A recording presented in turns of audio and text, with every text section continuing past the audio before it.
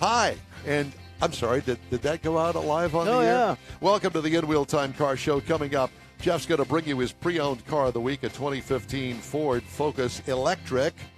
Didn't even know they had an electric back then. Speaking of electric, we go straight to Ford and talk to them about the new electric F-150 Lightning. We'll also have the stories making automotive news headlines this week. It's all just ahead in the first hour of this edition of the In Wheel Time Car Talk Show. Howdy. Howdy. Along with King Conrad DeLong, we need more Jeff Zekin. I'm Don Armstrong, and our guest engineer today, David Ainsley. Glad that you got up and came and helped us today. Yes, me too. You sound so thrilled to be up this early on a Saturday We served morning. you breakfast. You said I was up. I'm not really up. No, he's a walking zombie That's this it. morning. But I particularly like the reason that you're here is to run the Zoom thing, and we don't have a Zoom guest. Wonder what happened with that. Anyway, we will continue on with that. We were going to talk to Heather Herlong. She is with the Texas Duce Days. Be very careful how you say deuce. Deuce meaning two. Yeah, double. Mm-hmm. What does that stand for, actually? Double. Little Deuce Coupe? Yeah. That's what I was- two-door? That's what I was thinking was the Deuce Coupes of the 30s. Yeah. Well, wouldn't that be a two barrels? 90 years of 32 Fords. Wow. Okay.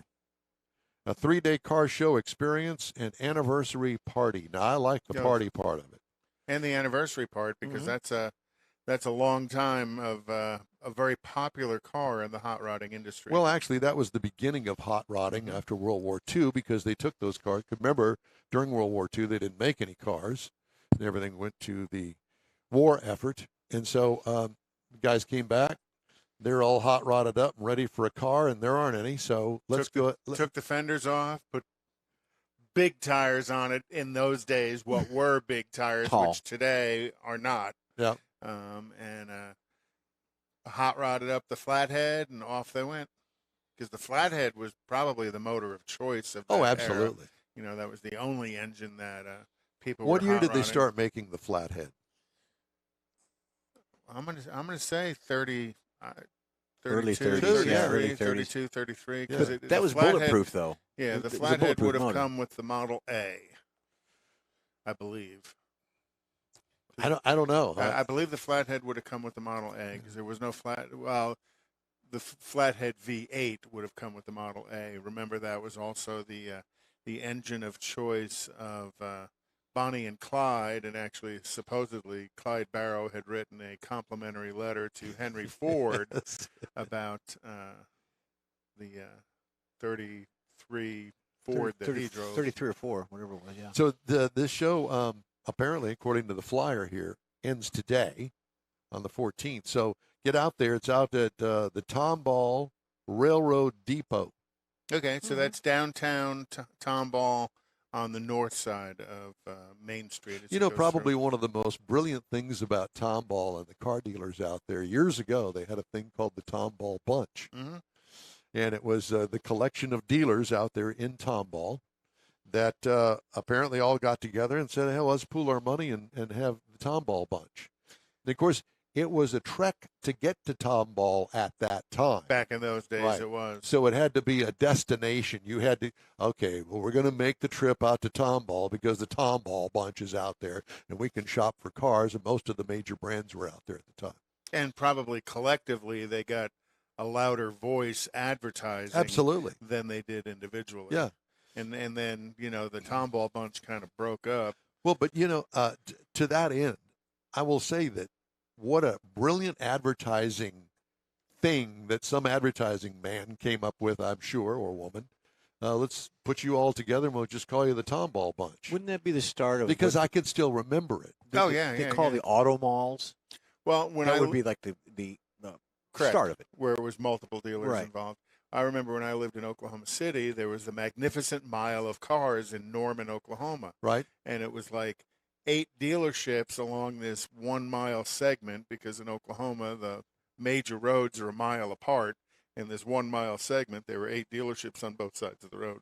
Well, that's still kind of the case today. And like down here at 5969, the Southwest Freeway at the Beltway. There must be a dozen dealers around that within a 2-mile area. Oh yeah, for sure. And they all kind of congregate in the same area, probably for good reason. Back when they bought the land, it might have been cheaper. It ain't cheap now. Yeah, because they all actually went in when the Beltway went in, because there was nothing. I think it was Rourke Road, I think was the name of the road. Yeah, that's a little side road. Right. Yeah. Well, the freeway or Took it tollway over. stole it, Yeah. swallowed it up. No, I didn't know that. That was way before my time then. No, it wasn't. Rourke was not one of those roads that you would actually. Oh, it wouldn't be like Chimney Rock and No, Gessner's. no, it wasn't a major. It was an access. Well, they don't even say access road. It was a 2-lane asphalt road that went down through there, and it swallowed that one and several other roads up when they annexed all of that and made the tollway. And think about how back then, how all of those dealers were in that one segment of 69, as it kind of started at the Chevrolet store, which was Richardson at one point. Right, at Hillcroft. And then across the street was the Bud Adams Lincoln Mercury store. Right. And then as you came down, Sam White Oldsmobile was. Wow, that's a there. blast from the past. Sam the Rocket Man. Yeah. No, that was Sam Montgomery, the Rocket Man, up on 45. Sam White was not the Rocket Man. Okay, well, the Rocket Man actually was originally at Gulfgate. Oh, really? Okay, at Gulfgate. That building is still there. Was David McDavid was at Gulfgate. Well, this was before David McDavid. Okay. Yeah, it was Sam the Rocket Man. Had the rocket and the man sitting on the rocket on the top of the sign. Hence Rocket I Man. wonder There where you go. that is, and how come John doesn't have it. John Hovis doesn't have that somewhere in his collection because he's a Mopar guy, not a Rocket guy. But that would have been a cool sign for It was him. an Oldsmobile dealership. Mm-hmm. You should know that. Sam the I Rocket know. Man. Mr. O. Sam the Rocket Man. Yeah. And then and now it's, Gilman with that monster Honda store and the Jaguar Land Rover store. They're all in that same general area. And what's the Vroom? Yeah. You have a story about Vroom today? God. That Carvana and Shift. Oh. I think that if I were going to name a car dealership, it wouldn't be Shift, because it could be something else real easily if you just drop one letter. Yeah. Or add one letter. Or as because when you say the word quickly, it could be either one. I think I would Maybe call it that's something else. Part of what they wanted you to think about. I and doubt do. that. I don't mean- know as if somebody really thought that through. But yeah, major story about these.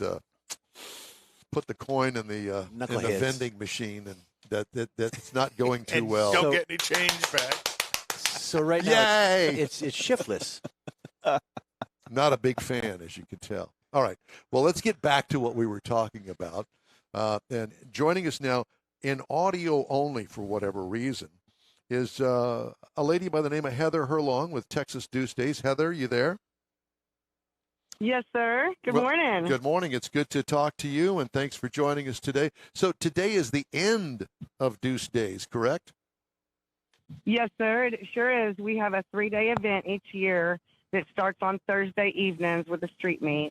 And then the next day is private shop tours and a police escorted rally that goes to multiple cities. And then the third day, the final day, today, is the car show. The car show down there at the Railroad Depot in Tomball, Texas. Yes, that's exactly right. Very nice. And is it just 32 Fords? No, sir. We opened up to 1972 and older. 72 and older. Okay. Yeah. Okay, well, that's great. So you've got a whole variety of cars here, not just Duce Coupes. Yes, not just Duces. How And many? so what we do is we. Go ahead. Oh, go ahead. Oh, well, I was going to say what we do is we showcase the Duces. We've got a good group of guys that follow us, and that we follow them. We go all over the country to car shows. We've been doing this for many, many years, and we finally have got our own where we can bring some more people to Tomball. And these cars are just amazing, and it's all for a good cause. And what's the cause? This year, we are donating to the Harris County Sheriff's Office Benevolence Association, what this association does is fill the gap. So if a first responder in the state of Texas gets injured on the job, they come in and help out where insurance and workman's comp doesn't fill. So, for instance, if someone, nowadays we've got so many families that are in a first responder. If something happens and they can't work, they can't afford daycare. So they can't afford groceries. So how many cars do you think you had turn out today? We're still loading in. So they're still we'll be loading in until 10, and we're supposed to have about 200. Oh, okay. Very But cool. we've got some early birds coming in now because they're all wanting to get underneath the tree under the shade for the Texas heat. And but we're open for registration. We've got some veterans that are coming in at 1. Are there awards being yeah, Are there awards being handed out to best in show? Came the Yes, sir. farthest. Yes, sir. We have 12. Yes, sir. We have 12 categories for awards. 3 of them are for the 3 awards are for the Duces only. 3 of them are for post-war, so that it covers anything from 1972 and older. And then we have, of course, best interior, people's choice, and best paint, and that kind of stuff. And so who are you the can actually qualify for multiple categories. And who are the judges? Oh no, that's top secret. We bring in a special panel, and we keep them top secret, so there's no harassment of the judges. Hanky Hey man, panky. come No look at hanky mine. panky Mine's going better. on. Well, we could have judged for you. Yeah, I'm sorry. We can do that next year. We'll be your panel of judges. Well, that would be Well, she wants amazing. Of experienced course. people. Yeah. And we can be Yes, bought. that's what we. We can be bought, and we and we work cheap. Yeah. So there is that. Oh, right. And we have fringe benefits, like food and beverage, and we have merchandise, and so yeah, y'all will have to come out next year. It's gonna be awesome. That was my other question. Does it cost anything to get in to see the cars? No, this is open to the public. Okay. And so it's right Free- there in free to the downtown public. Tomball at the old railroad depot there. I think I know where that is. And it Yes. sounds like a really cool event. So with 200 cars, you're kind of taking over Main Street Tomball then. Yes, and each year our goal is to raise awareness. And I apologize, I forgot to list the second beneficiary is Spring Creek Blue Star Mothers. They support all military families, including Gold Star families. So we've got all first responders and all military covered for beneficiaries for this event every year. So what we do is we bring out and have a military presentation. There's fun stuff for the kids to do. We've got food and beverage. We've got a whole bunch of cars, and every year we want to beat the previous year on attendance for the vehicles. And last year we had 246. So this Wow. year I'm praying for 247 at least, so we can get out here and show some appreciation to these first responders. And Very nice. and just anybody in the area can come on up to Tomball and wander through all these cars and see what you have and vote Oh, yes, sir. vote on the people's choice. How long do things go today? We start our awards ceremony at 3:30, where we have a military presentation and a first responder presentation, and then of course all the awards, and then it will probably wrap up about 5. Okay, very good. So it's an all-day event. People got time to get Yes, out sir. there It's this all day. morning, and we look forward to seeing that. And if people want more information, TexasDuceDays.com, and they can get all the information where it is and all that sort of thing. Heather, it's great to talk to you. Thank you so much. Y'all have a blessed day. You too. as well. Thank you. Thank you. All right. Well, that sounds like a fun Mhm. event. Well, probably brings a lot of business to downtown Tomball as well. Yeah. Not that downtown Tomball needs it, because it's actually a pretty busy little Hamlet. area. It is it's a pretty cool little place to go to, the actual downtown itself. Mhm. Yeah. I remember years ago going to an event. Might have been this one. I'm not sure. But it was similar. It was a bunch of old cars Yeah, and nice old cars. down all the way by the tracks, there's a chocolate and barbecue place. A what? They sell chocolate and barbecue, and I can't remember the name of it. But on Thursdays they do pastrami beef ribs. Oh my gosh! Here we Sorry, go. it's- Here's our cooking It's segment. another food segment here on In Wheel Time. How in the hell would you know that? How does somebody know things like this? Because I've eaten there, and they Well, what are you doing hanging out in Tomball during Waiting the for week? pastrami. looking for the pastrami beef ribs. Well, did you That's hear? the whole purpose I went there, was just to eat one of those pastrami beef ribs. Well, exactly what is a pastrami beef They rib? I wrap mean, it? I've never heard of pastrami cows or anything. Pastrami is the seasoning that you put on a brisket, and then you slice it up for pastrami, like a pastrami sandwich. Well, they use those seasonings on the beef ribs and smoke the beef ribs. Oh my gosh, is it delicious? You know, I could never keep a beef rib lit to smoke. Yeah, there's that. It always makes the paper soggy, right? Yeah.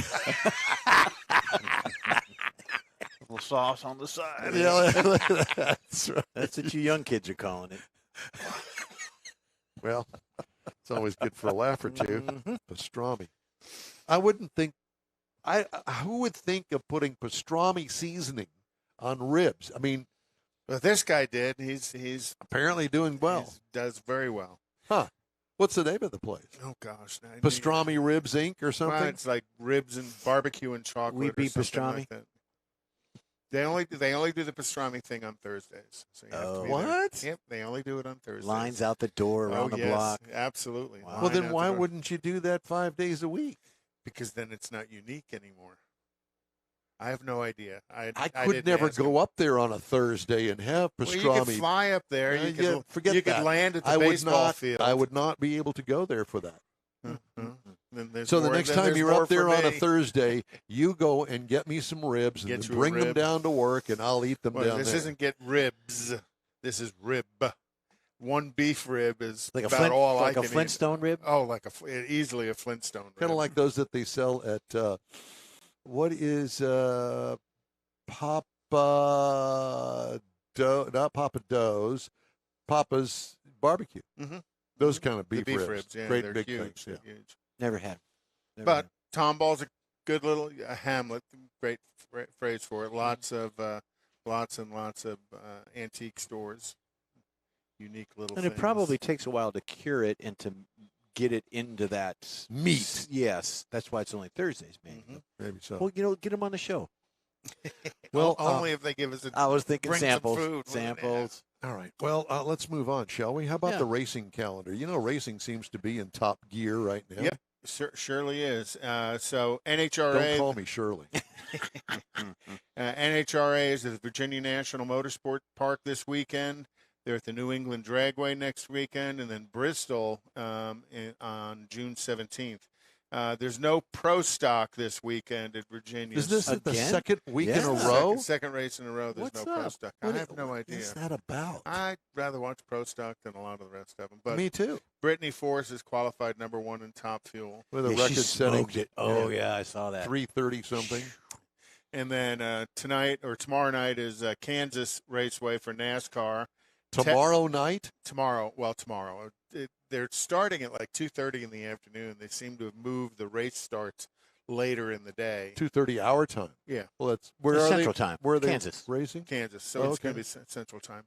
But it seems like that, used to be the NASCAR races. Would Well, start at we've got to noon. have, all of these swimsuit models parading up and down the track for an hour and some sort of band playing. What race are you watching? And all of these other things that go on before the race. Yep. What It's not Formula One. They do that. it's like watching or trying to watch the Super Bowl. And then- It starts at 10 o'clock in the morning, but the first punch of the ball is Back not when until 4 o'clock in the After afternoon. May 22nd, NASCAR is going to be at Texas, and then May 29th is the World 600 at Charlotte.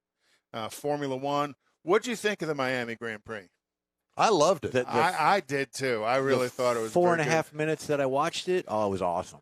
I really liked. I thought the track was a good you challenge. need to let that thing go. Yeah. I Because- actually, I did some things at the house. I separated my lint by From your color, navel, from your right? ear. And that was my afternoon. Here's my navel lint. Here's my ear. I don't know what I what thought the is your Miami Grand- hang up with I Formula just One. think it's just It's to me, rigged. it's an arrogant. But you can't. But Yes, it is. That's of When, course it when is. your $200 million budget to go race two cars for 19 races in a season. And the driver gets 199 That's million like of that. saying, I don't like that actor because he slapped the comedian on. It's not about the personal thing. It's about the movie that the guy made. He was doing a job. Forget what he likes and doesn't like. But and I all did- of that. but Bad analogy, because you know I don't watch movies. But I did like the Miami Grand Prix. I thought I did too. The circuit was I very, did very too. cool. You need to let that go. Okay. Kind of like that drag racer that you had this all pinched up thing about. I did, and then turns out he's a nice guy. There you go. Yeah. And then the Spanish Grand Prix is May 22nd, and then Monaco, of course, is Memorial Weekend. You know, my daughter is a therapist. I know. You could go see her. I got to call into her right now. Her and Mike. Don's got her card. Mike and I are going to do a buddy system.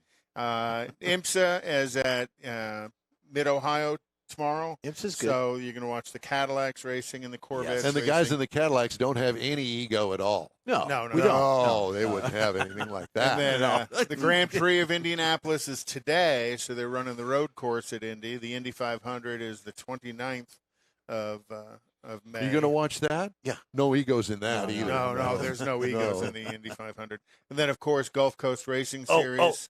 Unless July. Danica Patrick's in it. No, she's not in it anymore. Thank goodness. And then, so the opening event is July 2nd, and then they are going to have the Miata spec racers out there. So going slow, but going in a big group. Yeah. And they're looking to get a pretty big turnout. They're going to Rubbins have racing. they're going to have a $5,000 purse for the Miata spec guys. Nice. Is And this that's going at to? Houston Motorsports Park. Okay, are we done? Yep. Okay, time now for this hour's car review. Okay. And it's the actual pre-owned in-wheel time car of the week. Jeff has that. The 2015 Ford Focus Electric. And you know, it's funny because I do not recall them making a Ford Focus Electric, but that was kind of when they were just beginning to toy with electrics a little bit.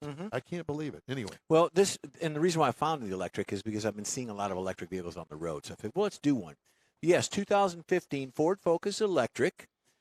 It's a neat little vehicle. It's a four-door. I would recommend just using two of the doors. The trims available are what options you put in it. For instance, there's no SC or SEL or anything like that. It's, do I want this particular Bluetooth in it? So the options or levels that you have are interior things for your comfort.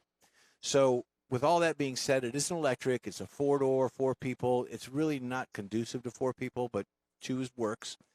Outside exterior features, you got the spoiler, and you've got the nice body lines and the nice grill opening. Of course, the grill opening doesn't do anything because it's electric. But it has a regenerative braking system, which is very cool. Did a little bit of research on that, and it does help the performance of the vehicle. Now, getting back to the levels, you've got heated seats, you got Bluetooth navigation. The rear seat does fold down. Here's something that I thought was very fantastic. The carpet and the seats are 100% recyclable material.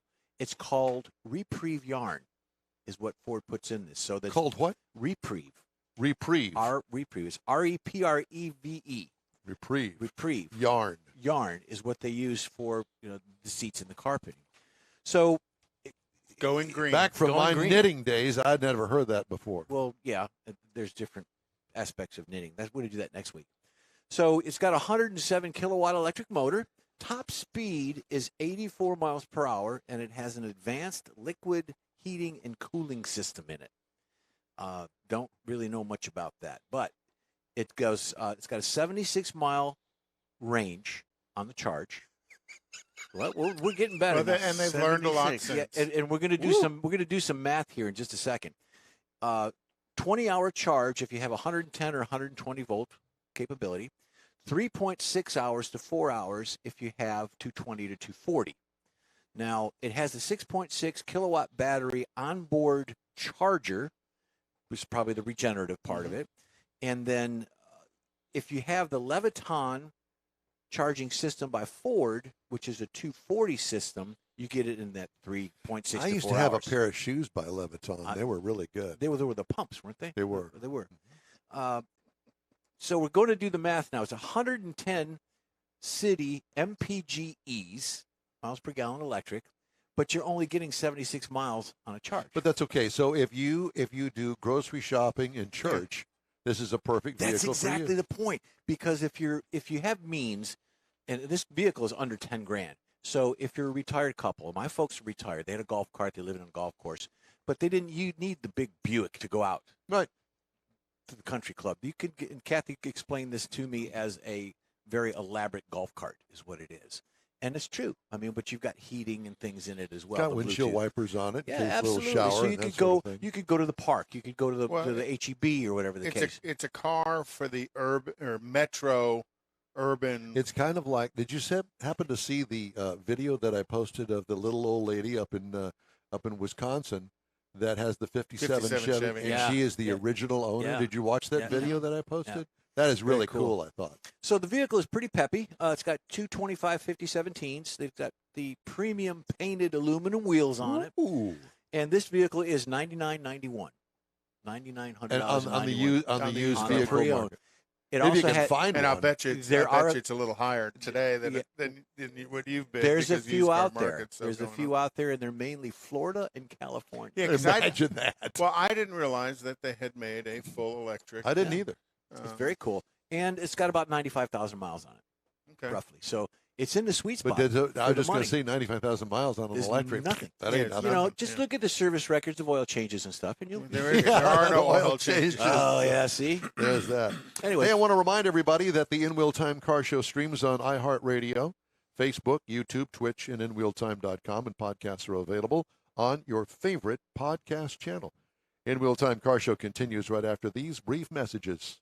Father's Day weekend, Saturday, June 18th, 2022. It's the next Tailpipes and Tacos Cruise In, and you're invited.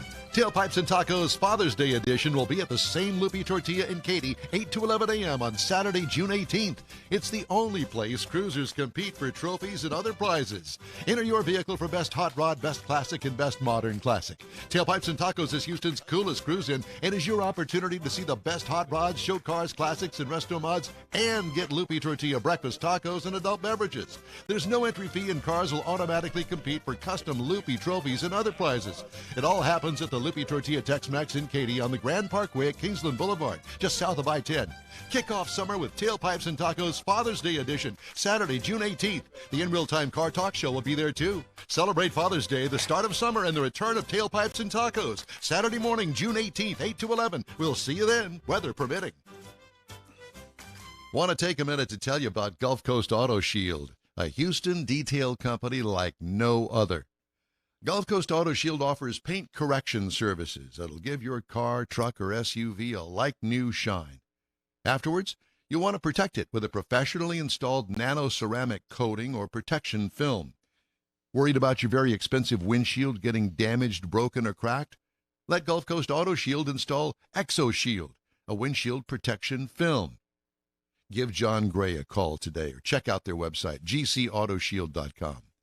Hey, whether you own a new, ultra-expensive, exotic, or a 5-year-old Suburban, Gulf Coast Auto Shield will help keep your investment looking like the day it rolled off the assembly line.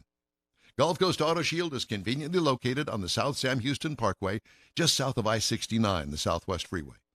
Meet the staff and check out all of their services online right now at gcautoshield.com. The In Wheel Time Car Talk Show is now part of the iHeart family.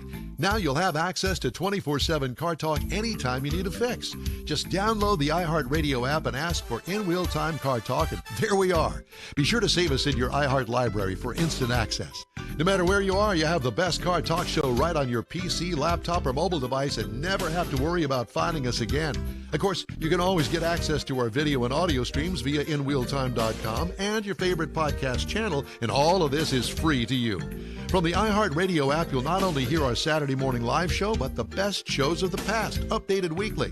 Never miss a minute of up-to-date new car reviews, pre-owned reviews, Conrad's Car Clinic, informative interviews, automotive news, and the most fun car talk show on the planet. Just download the iHeart Radio app, search for In Real Time Car Talk, save it to your library, and with a tap of the icon, you'll be in touch with your favorite Car Talk team. In Real Time Car Talk, streaming now on iHeart.com/In Real Time Car Talk. Yes, friends, it is the In Wheel Time Car Talk Show. Welcome. Coming up, Conrad has the Car Clinic. We'll have this week's auto news and more award-winning car talk. Howdy, along with King Conrad DeLong. We need more Jeff Seekin. I'm Don Armstrong. Mike Mars is out today. Sitting in, David Ainsley. He's here with us today, and we thank you so much for getting up and coming in and playing the game. Glad to be here. Yeah, it's good to have you here. Do you think maybe you could explain why we do that, David? Can you explain that? No. To me? Oh. Sure. I'd be more than happy to. No. Another day. Oh, another day for that? Another day. Oh, I think that they all know the story, and they're really worried about me actually explaining the story about how David got the in the middle. And I will tell you later on when I have time to process all of it and make it happen the way that it really didn't happen. So Make the You need a expand G on the rather story. than X. so the FCC and FAA and other authorities don't take us off the air No, permanently. you have to worry about the FAA, don't you? You know, yes, I do. So, Jeff did the review of the Ford Focus Electric. And Which is speaking of awesome electrics review. and Awesome. Fords, we have with us now from the Ford Motor Company. His name is Dapo Adewusi. He is also a former wrestler in the WWE. With a name like that, I mean, you've got to Wow, there have you that, go. right? Dapo, it's good to see you, my friend. Hey, good morning. How are you guys doing? Well, we're doing very well, thank you. You are the engineer manager on the Ford F-150 Lightning. You ain't got nothing going on these days, do you? Oh, no. Yeah, I'm the vehicle engineering manager. I've been at Ford for 22 years, 22 fun years. Yeah, well, and there's no doubt about that, and especially that you're on the cutting edge of what Ford has already said is going to be the future of the brand, electric. And so we wanted to talk to you today about the F-150 Lightning. Have you started making them yet? Oh, yeah. We're already in the process of shipping out trucks to the customer. Okay, and so are they being delivered at the dealership as we speak? Mm-hmm. They're in process of being on their way to dealerships. Very nice, very nice. And how many F-150 Lightnings are you going to make this year? The goal? Well, we've announced that we're by next year we'll be up to 150,000 units. And I know that all of them are sold out probably for the next decade. That's good. Lots of hand raisers. Yeah, so for the car. there's the pressure's on you, sir, to make sure that you get all 150,000 plus built. Are they? Where are they being built? They've been built in Dearborn. We have a new plant we created in Dearborn next door to where we build the gas F-150, where they're being built. I got you. Okay, It's right next to the Rouge plant, isn't it? Right next to the Rouge plant. very nice. It's yeah. Yeah. So let's talk a little bit about the F-150 Lightning. And is it built on the same platform as the internal combustion engine platform? I mean, the similarities start with, let's say, I call it the greenhouse, right? So the doors are similar, right? The roof is similar. There's some similarities in the interior, but the IP is all different. The front end is all different because we don't have an engine, right? We have this mega front that carries up to 400 pounds, 400 liters. The box outer is different, but the interior is the same, right? So the box inner is the same, so you can use the accessories that you have today. But the underpinnings, right, is not like the gas truck because you have a battery you have to package there. You have motors that you have to package. Right. The frame is unique, so we can accommodate those parts. So it's not exactly the same. Gotcha. Yeah, but rolling down the street, it would be hard, well, not too hard to find out that it's an electric vehicle, but it would definitely be an F-150 in everybody's mind. Yeah, I mean, the DNA is F-150, and you'll see that, but you also notice, like, distinct design cues, right? Right. There's no grill with openings in the front. The tailgate or back end is different. You will see that differentiation. The wheels are different. So they're distinct design cues that tell you it's a Lightning. The light bar in the front, right? Still an aluminum body. Still an aluminum body. It's smart. Yeah, very good. Kinda Where's keeps the weight out. the battery placement on this particular vehicle? So if you picture, let's say you can picture removing the top of the truck, the battery is smack in the middle below, right? So with that location of the battery, it adds to the low center of gravity, the great driving dynamics we get, right? So it's low centered. The balance of the truck's going to be sweet with all of that weight down low in the chassis. Is this a four-wheel drive vehicle? It's all-wheel drive with the motors in front and rear. Yeah. Gotcha. So it's got. Is it just two motors, one front, one rear? Two motors, identical motors in the front and the rear. Yes. Very nice. Have you driven one? I've been, oh yeah, driving it for months before to make sure it meets all our built for tough standards, right, through the whole development process. So with the first flush of vehicles being delivered to dealerships within that group of vehicles, will there be dealer demos in there? And how do you guys manage the dealers keeping the demos as opposed to selling them? Well, I can't speak to the details of what the dealer's doing, but there have been demos going on for a while to reservation holders. But Right. to the specifics of what dealers are doing, I can't answer that. Right. Okay.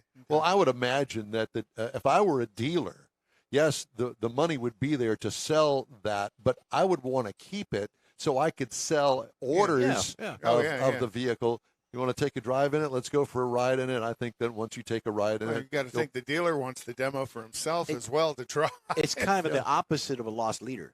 Oh, You very much keep so. it rather than selling it. yeah, exactly. At least right now. So, as far as capability is concerned, it is a truck, and all pickup trucks, that's kind of what they're made for, is actually loading and hauling and towing. So how does that compare with the gasoline version of the F-150? I mean, when we set forward, we knew that this needed to be a truck, right?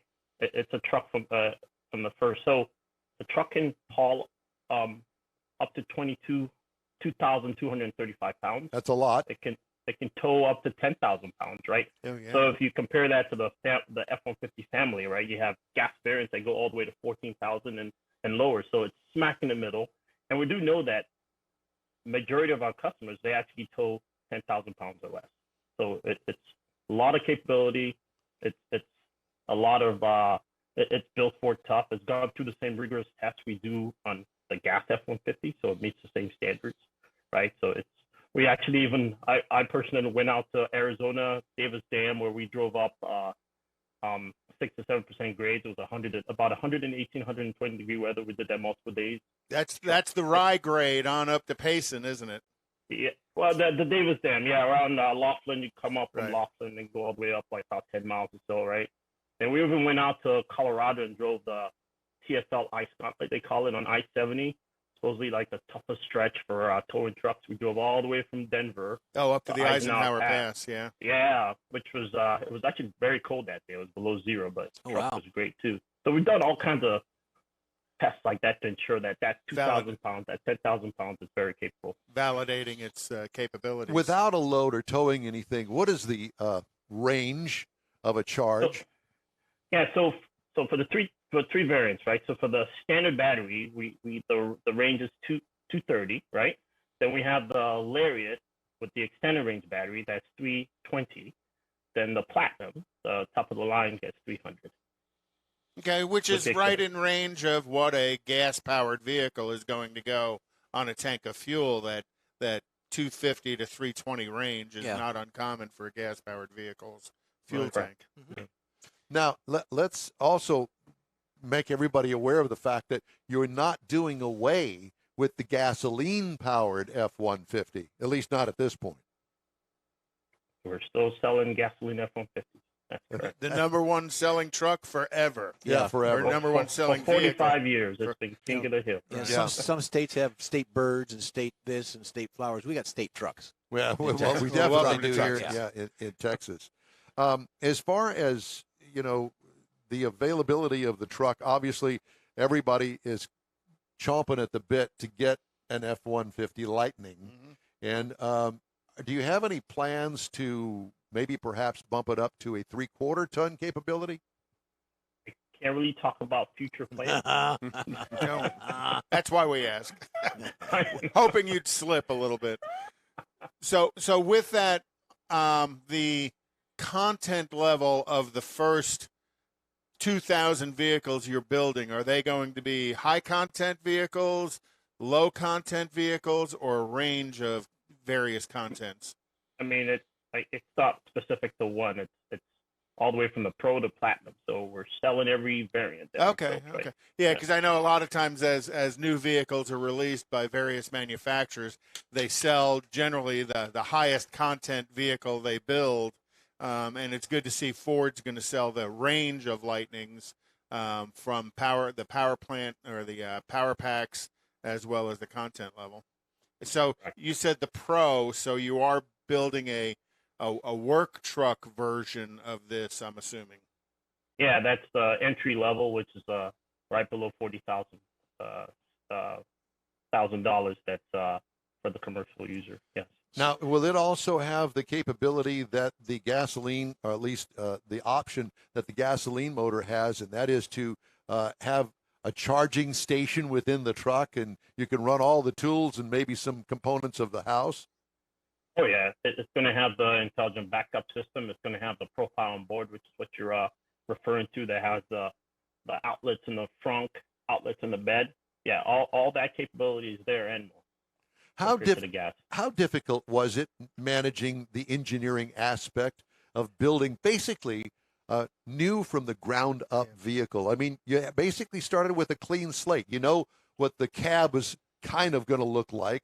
You already had the interior made for you.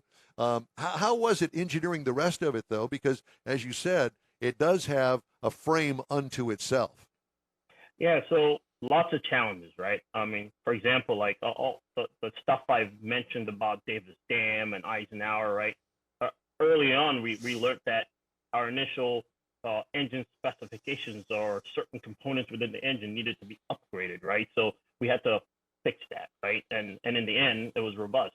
And also the challenges were, how do you package the battery to hit the range target, right? And also get this motor, get a full-size spare tire, and get a suspension that gets the structure right as good as it does, right? So the challenge is to package that. And when you do see that, you'll be amazed how we put all that in there. So that took a lot of engineering work, tweaking, like how do we meet the front volume? How do we get the full-size tire to fit in the rear? And still have the battery. So we have a independent rear suspension, right, in the rear that meets all that. You see the nice beefy control arms that meets the capability. So those were the challenges, but in the end, we delivered the truck that the customer wants. So what if you were to say, okay, the top two items that were most difficult to overcome, what would they be? Top two. I mean, I wouldn't say top two. I mean, for example, the frunk, right, to ensure that we maintain that volume of the huge mega frunk, right? So, and packaging the motors under, right? There was a lot of challenge there, but obviously in the end, we delivered the frunk, right? And then what I just mentioned, like all the underpinnings that you don't really see, but packaging everything under that truck and still maintaining that the interior volume that you've loved on the current gas F-450. That was also a challenge. You had the three levels with the Platinums and so on. What is the MSRP on those three? So the Pro starts from slightly below 40,000, and then the Platinum tops up around 90.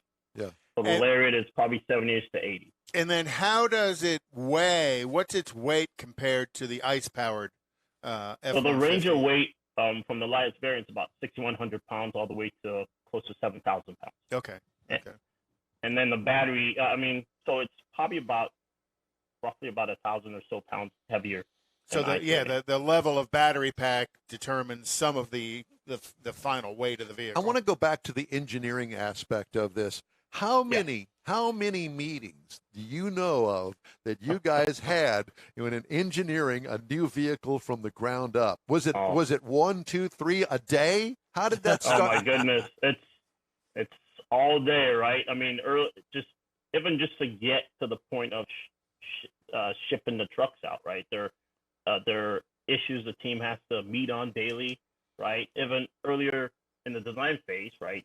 There were clinics that were run that we had to be present at to understand what the customer wants, and also through all the development phases. So lots of meetings, not just one meeting, several meetings. So when you have these meetings, is it kind of like divided up where you've got the suspension guys over here, the frame guys over here, the body guys over here, or do you all get together at the same time?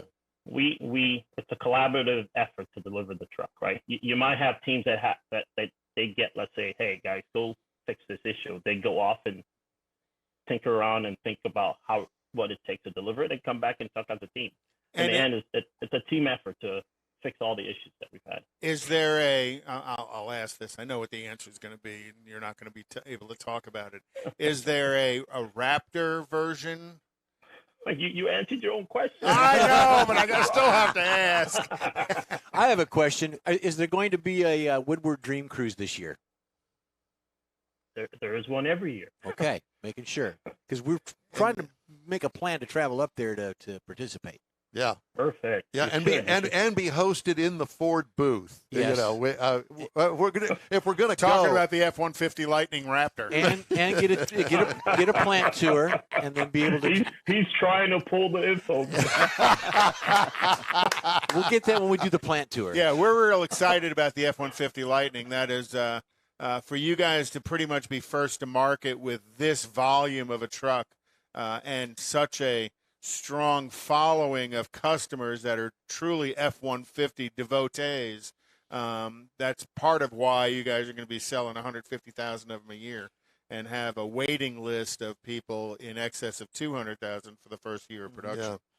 Well, Dapo, it's always a pleasure to talk to you. You're a delight to talk to and a wealth of information, kind of. No, thank you for having me, right? We're very excited to get this product out there. We know, as you said, people are going to love it, right? We appreciated the impression the media's had over the truck. Like, we just had the media drive last week. So a lot of excitement. Yeah. On the product. Well, and I know that you're going to get kudos from Mike Levine because I know that you know who I'm talking about. Oh, yeah. I know Mike very well. Yes, and Texas is truck country. We can't wait to start seeing it. We know him very well as also. So anyway, thanks again. Give Mike our regards and best of luck to you. And let's stay in touch. And we're going to check back with you here in a few months and see how things are going. No problem. All right. Thank you. Thank you. Dapo Adewusi, engineer manager on the Ford F-150 What Lightning. a great job that's got to be. What a delight to talk to him, always. And, you know, the guy, you could just tell he's one of those engineer guys that he knows his stuff big time. Well, he's also got a lot of pressure on him, too, because, you know, you're talking about the body guys, the chassis guys, the suspension guys, the powertrain guys. All of those are funneling information to him. And he's the one that has to make the decision. Right. That doesn't work. Let's go back and do that again. Well, and listening to him, I think there's some joint decision-making going on. But, you know, there's still somebody that's the final signer I just think that is so cool. Wouldn't you like to be the fly on the wall in the development of a car, a new vehicle? I'd like to have his job. Going forward? Well, I know we don't have the 22 years at Ford that he does. Right. And, you know, from my experience with going to these different manufacturers and actually manufacturing facilities, there's a different culture at each one. Oh, very much so. And, you know, Ford's got theirs. Stellantis, Chrysler has theirs. GM has theirs. And as you're well aware of. But it's stiff and smoky. Also back in the day when I was working in a factory, it's a different mindset altogether. It's a different culture. Oh, yeah. Absolutely opposite of what was before. Well, and not only that, but we're talking with the engineering guy here. That's a different mindset from the manufacturing aspect. Right. You know, and then on top of it is he's the engineer of a car that's highly desirable. Can you imagine being the engineer of the Pontiac Aztek? Oh my gosh. But also he works with the manufacturers. Shoot me. They are in part manufacturers. So that's why I said it's a different mindset. Yeah, they have a lot of the manufacturers. They have to. There has to be, Absolutely. like you talked about, body, chassis, powertrain. Mm-hmm. There's also a manufacturing and a serviceability engineer that's there talking about the one thing that you're leaving out, sales and marketing, because I guarantee you that they've had some input in that too. They drive the bus. I learned that at General Motors. Yeah. How could you not like it? Yeah. All right. Well, that's that segment. Let's move on now. Conrad's Car Clinic. What are you going to talk about today? Well, you know, with $4 a gallon gas, I paid $4.29 Thursday in Beaumont for fuel. How much? $4.29. Oh my God! Well, of all the places, that's where they make gasoline. And what are you doing in Beaumont? What'd you get? I'm in Beaumont. Did you lose a bet? Yeah. No, we lost a guy. He retired. Oh. Back in October. So what can you do to improve the fuel economy? Mars might be looking for a job. You know, hit him up. what can you do to improve the fuel economy of your vehicle? There's a number of relatively simple things you can do. First thing is keep your tires inflated. There you go. Check the inflation of your tires regularly. What is regularly? I would say at least once a month, if not once a week. I Who would say does that? do a walk around. Seriously, when you fill up. who does that?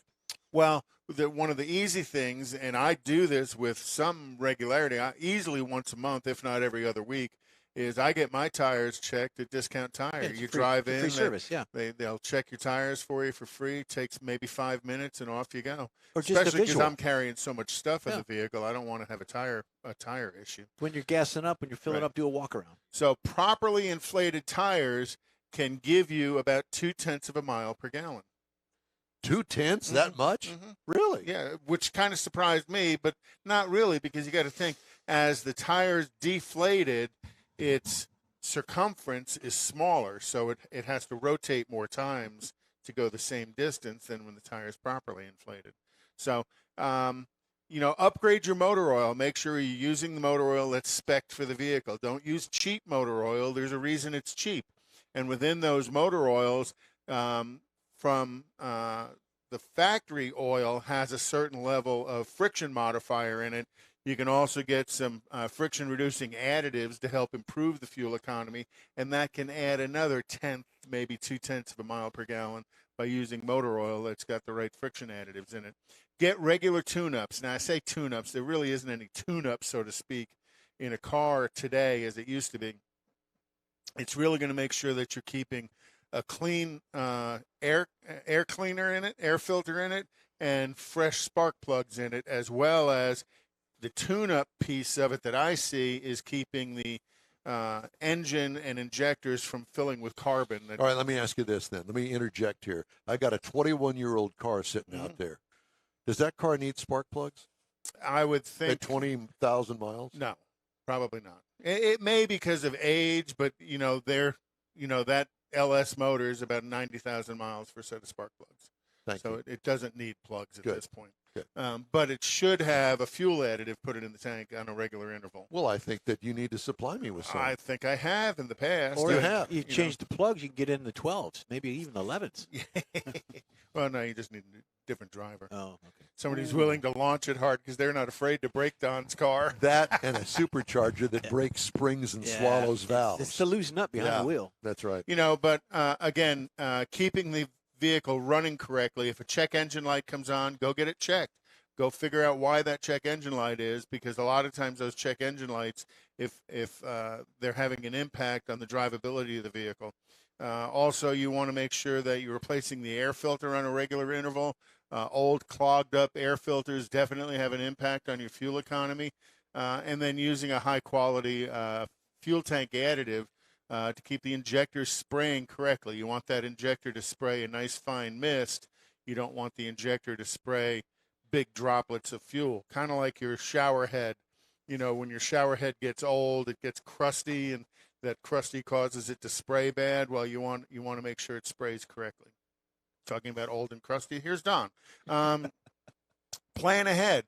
Do multiple errands when you're going out. Don't just go out and get eggs, and then another hour later you're going to get Ice gas. for the beer. Right. Put all of your errands together at one time. Kind of plan ahead your trips. Use the Fast Pass on toll roads. It's a balance for how much the toll costs for how much you're going to spend in fuel, but at over $4 a gallon in fuel, that toll pass can save you some money. And then finally, accelerate smoothly and lightly with moderate throttle as opposed to wide open throttle. And honestly, I still get on it, trying to get up to speed. But when I'm on the highway, I just use my cruise control. Yeah, at 90. I just use my cruise At control. 90.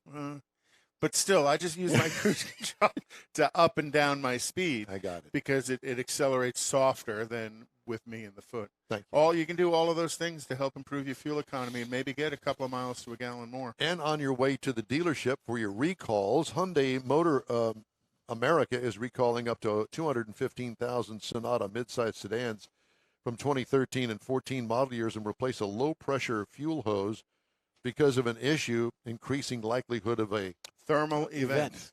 The new recall applies to Sonatas produced from November 12th through February 14th. How would you know that on your car? Because it's not a fire, it's a thermal event. No. How would you know if your car was produced between 2012 and February of 2014? Go to safercar.gov, enter your VIN, and it'll tell you whether or not your car is involved in the recall. According to NHTSA document, dealers will replace the low-pressure fuel holes for affected vehicles that did not receive a replacement during the initial recall. Mercedes-Benz recalling 290,000 U.S. vehicles for a defect that might reduce brake performance or cause brake failure, increasing the risk of a crash. Recall covers ML class, GL class, and R class vehicles, including some diesel and hybrid electric models from 2006 to 2012. Wow. Mercedes has issued a stop drive notice for the affected vehicles. Wow. So That's major. if you have one of those, you bring it to the Mercedes dealership. No, you have it towed to the I'm Mercedes just going to dealership have it towed. and ask them for a rent car. To fix the issue, dealers will inspect the brake booster housing for corrosion and might have those parts replaced as necessary. If they're available. Yeah. And Tesla is recalling 130,000 electric vehicles in the U.S. because the infotainment central processing unit may overheat during fast charging, causing the center display to lag or appear blank. The recall covers Model S and X vehicles and 22 Model 3 and Model Y vehicles operating with certain firmware releases. So they do that through the Internet on your car without you knowing. The cloud. Exactly. All right. Time now for a quick break. You're on the In Wheel Time Car Talk Show. Thanks for joining us. Back after a flash. Father's Day weekend, Saturday, June 18th, 2022. It's the next Tailpipes and Tacos Cruise In, and you're invited. Tailpipes and Tacos Father's Day edition will be at the same Loopy Tortilla in Katy, 8 to 11 a.m. on Saturday, June 18th. It's the only place cruisers compete for trophies and other prizes. Enter your vehicle for Best Hot Rod, Best Classic, and Best Modern Classic. Tailpipes and Tacos is Houston's coolest cruise-in and is your opportunity to see the best hot rods, show cars, classics, and resto mods, and get Loopy Tortilla breakfast tacos and adult beverages. There's no entry fee, and cars will automatically compete for custom Loopy trophies and other prizes. It all happens at the Loopy Tortilla Tex-Mex in Katy on the Grand Parkway at Kingsland Boulevard, just south of I-10. Kick off summer with Tailpipes and Tacos Father's Day edition, Saturday, June 18th. The In Real Time Car Talk Show will be there too. Celebrate Father's Day, the start of summer, and the return of Tailpipes and Tacos. Saturday morning, June 18th, 8 to 11. We'll see you then, weather permitting. Want to take a minute to tell you about Gulf Coast Auto Shield, a Houston detail company like no other. Gulf Coast Auto Shield offers paint correction services that'll give your car, truck, or SUV a like-new shine. Afterwards, you'll want to protect it with a professionally installed nano-ceramic coating or protection film. Worried about your very expensive windshield getting damaged, broken, or cracked? Let Gulf Coast Auto Shield install ExoShield, a windshield protection film. Give John Gray a call today or check out their website, gcautoshield.com. Hey, whether you own a new, ultra-expensive, exotic, or a 5-year-old Suburban, Gulf Coast Auto Shield will help keep your investment looking like the day it rolled off the assembly line.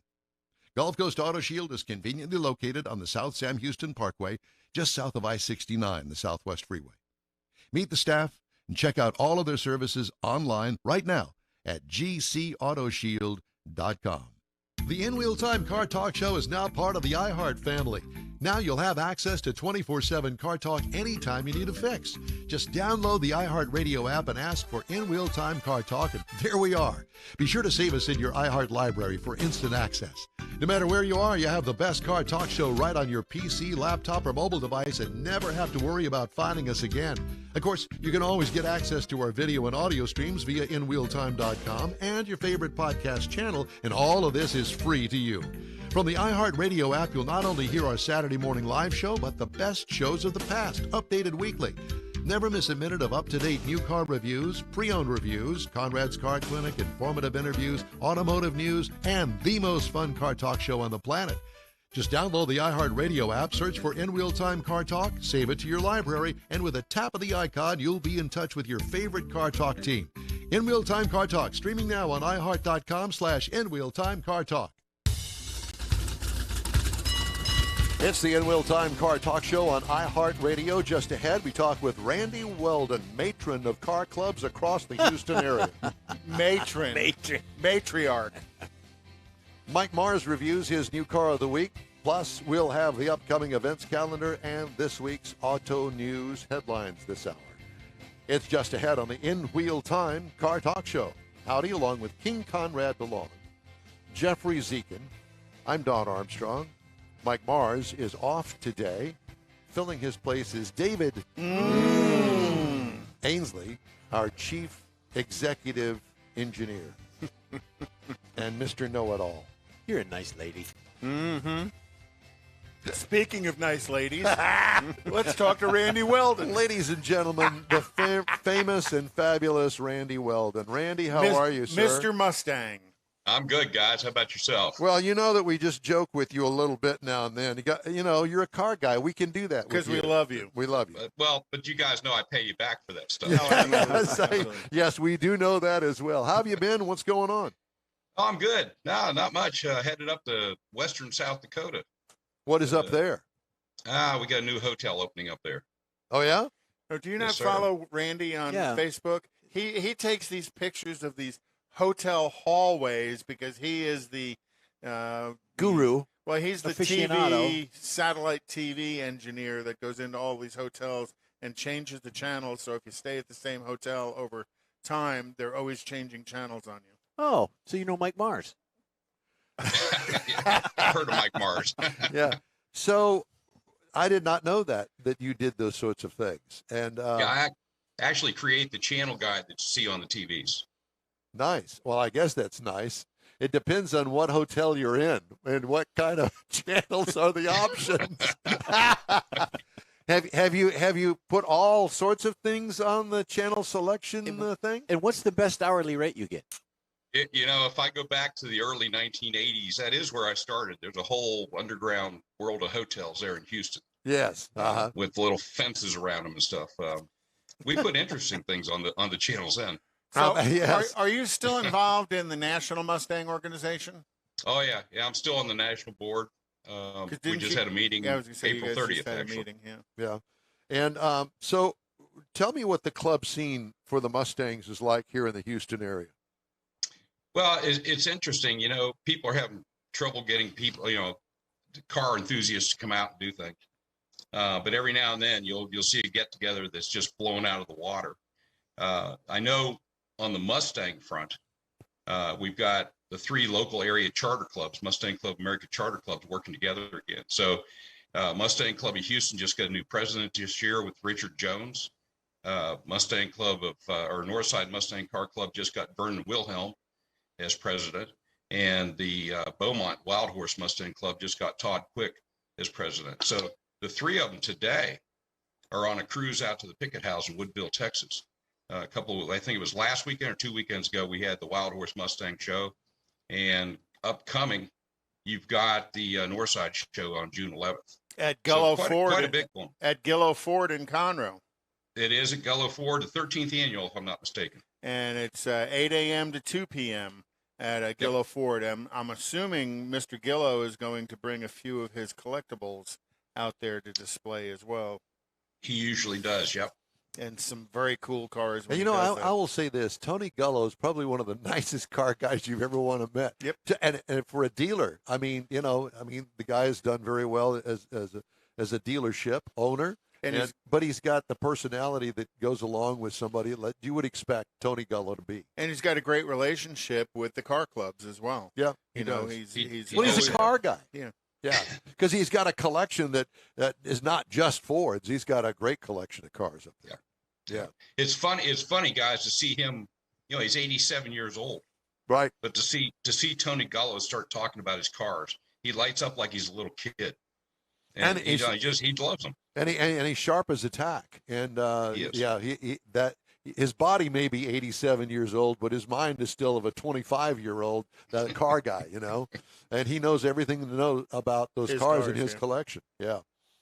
Well, it's great to talk to you and to have you on as always. And you mentioned this cruise that one of the clubs is going on. I went on the hot rod tour of Texas here a couple of weeks ago. I had the best time ever. Went by myself and joined those guys down there and had just a wonderful time over 3 days. It was great stuff, and thoroughly enjoyed it. I watched some of your posts along the way. Looked like you guys were having a really good time there. Yeah, and it was a collection of cars and guys that were involved in this. Gals too. Some would say eclectic, others would say eccentric. Yeah, well, Old. too, and there were some young guys there. I mean, it was like what you would expect an open hot rod run to be. Every kind of car, late model all the way back to 30s cars. The Edsel police car. The Edsel police car, yeah. On a Mercury, Crown Victoria. Crown Vic or Mercury Crown Vic chassis. Crown Vic chassis, yeah. And it fit almost perfectly on it. And that's some great stuff. I mean, you can't make that sort of thing up. I can imagine all the money. It's funny. I at first thought, oh, well, there's a whole bunch of Corvette guys, me being a Corvette guy. There's a bunch of Corvette. I'll hang out with them. Well, I did somewhat, but we all hung out with everybody. It didn't make any difference. You're car people. Yeah. And, when we would get on the road, rolling down the freeway, you'd think that all the Corvettes would be together. No, not so much. We were just kind of scattered throughout the crowd. It was fun and interesting at the same time. So, Randy, a number of years ago, you guys had the National Mustang meet down at Ellington at the museum. Yep. Where is this year's National Mustang meet, and when are you guys coming back to Houston?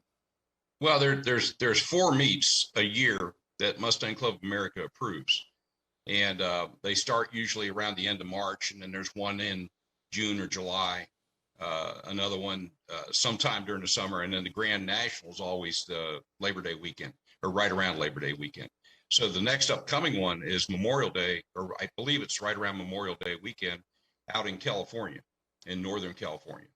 The biggest little show on earth, I think is the name of it. Mm-hmm. So that's upcoming. That'll be a national show. But to your question, Conrad, the Vernon Wilhelm, who just took over as president of Northside Mustang Car Club, when he and I sat down just before he got into office, that was one of the first things he brought up. He's like, I want to do another national show. Yeah. So the way that works, somebody will come to the Mustang Club of America board of directors. They'll make a presentation to get a national show approved, and then we'll vote on it. But that's voted on 2 years in advance. So when they make a presentation, what is in the presentation? Yeah, you're looking to find out what the draw is. You get an idea of how many participants you're going to have. You're looking to figure out what the financial impact is on the city. What the facility is that you're going to use, and how that's going to draw more than just the Mustang cars. Yeah, you've got to there's a lot of criteria to meet. So, the Mustang Club of America has an entire booklet put together on how to do a national car show. These things aren't cheap. No. Doing that show at Lone Star Flight Museum cost right around $95,000 altogether. And you've got to be able to cover those. How do you cover those costs with entry fees and that sort of thing? You cover it with entry fees, sponsorships, sales. Yep, all that stuff. Selling merchandise sales. Yep. You get the little door prize sales and all that other. We had people. I think it was I don't remember who the company was, but they donated an engine for the Lone Star Flight Museum that was put up for auction down here. Cool. Brand new crate engine. A crate engine from Ford? No, it was ARC or somebody like that. I see. I understand. Yeah. Interesting. I had no clue how that handled. So you still haven't answered my question. When is it coming back to Houston? Well, Vernon's going to have to get to one of the meetings this year and make that presentation, and we'll be 2 years out from it. Now, there is a chance that if we don't have 4 shows for, say, like next year, that Vernon could have that show approved and pulled into next year. And plugged in. So you're going to have to stay tuned. You're going to have me on again, guys. I know that's tough, but you're going to have to have me on again. I'll let you know when that show is going to be. Well, we also know that you're heavily involved with Coffee and Cars for a Cause at the Woodlands, and that is local charities once a month on a Sunday morning real early in the Woodlands. Yeah, way too early. First Sunday of every month up there. That's right. And with MCAE, we also, Robert and I, put on a little cruise in up at the Houston Karting Center and have a little karting league going on. So there's a lot going on. So I haven't been invited to that. Well, it's on a Saturday morning. We'd love to have you up there. Yeah, well, Can you broadcast from the cart? If they have good internet, yeah. And you're talking about Alex Udell's Yep. karting center there in Conroe, right off of 330, if I remember correctly. 336. That's The right. north side.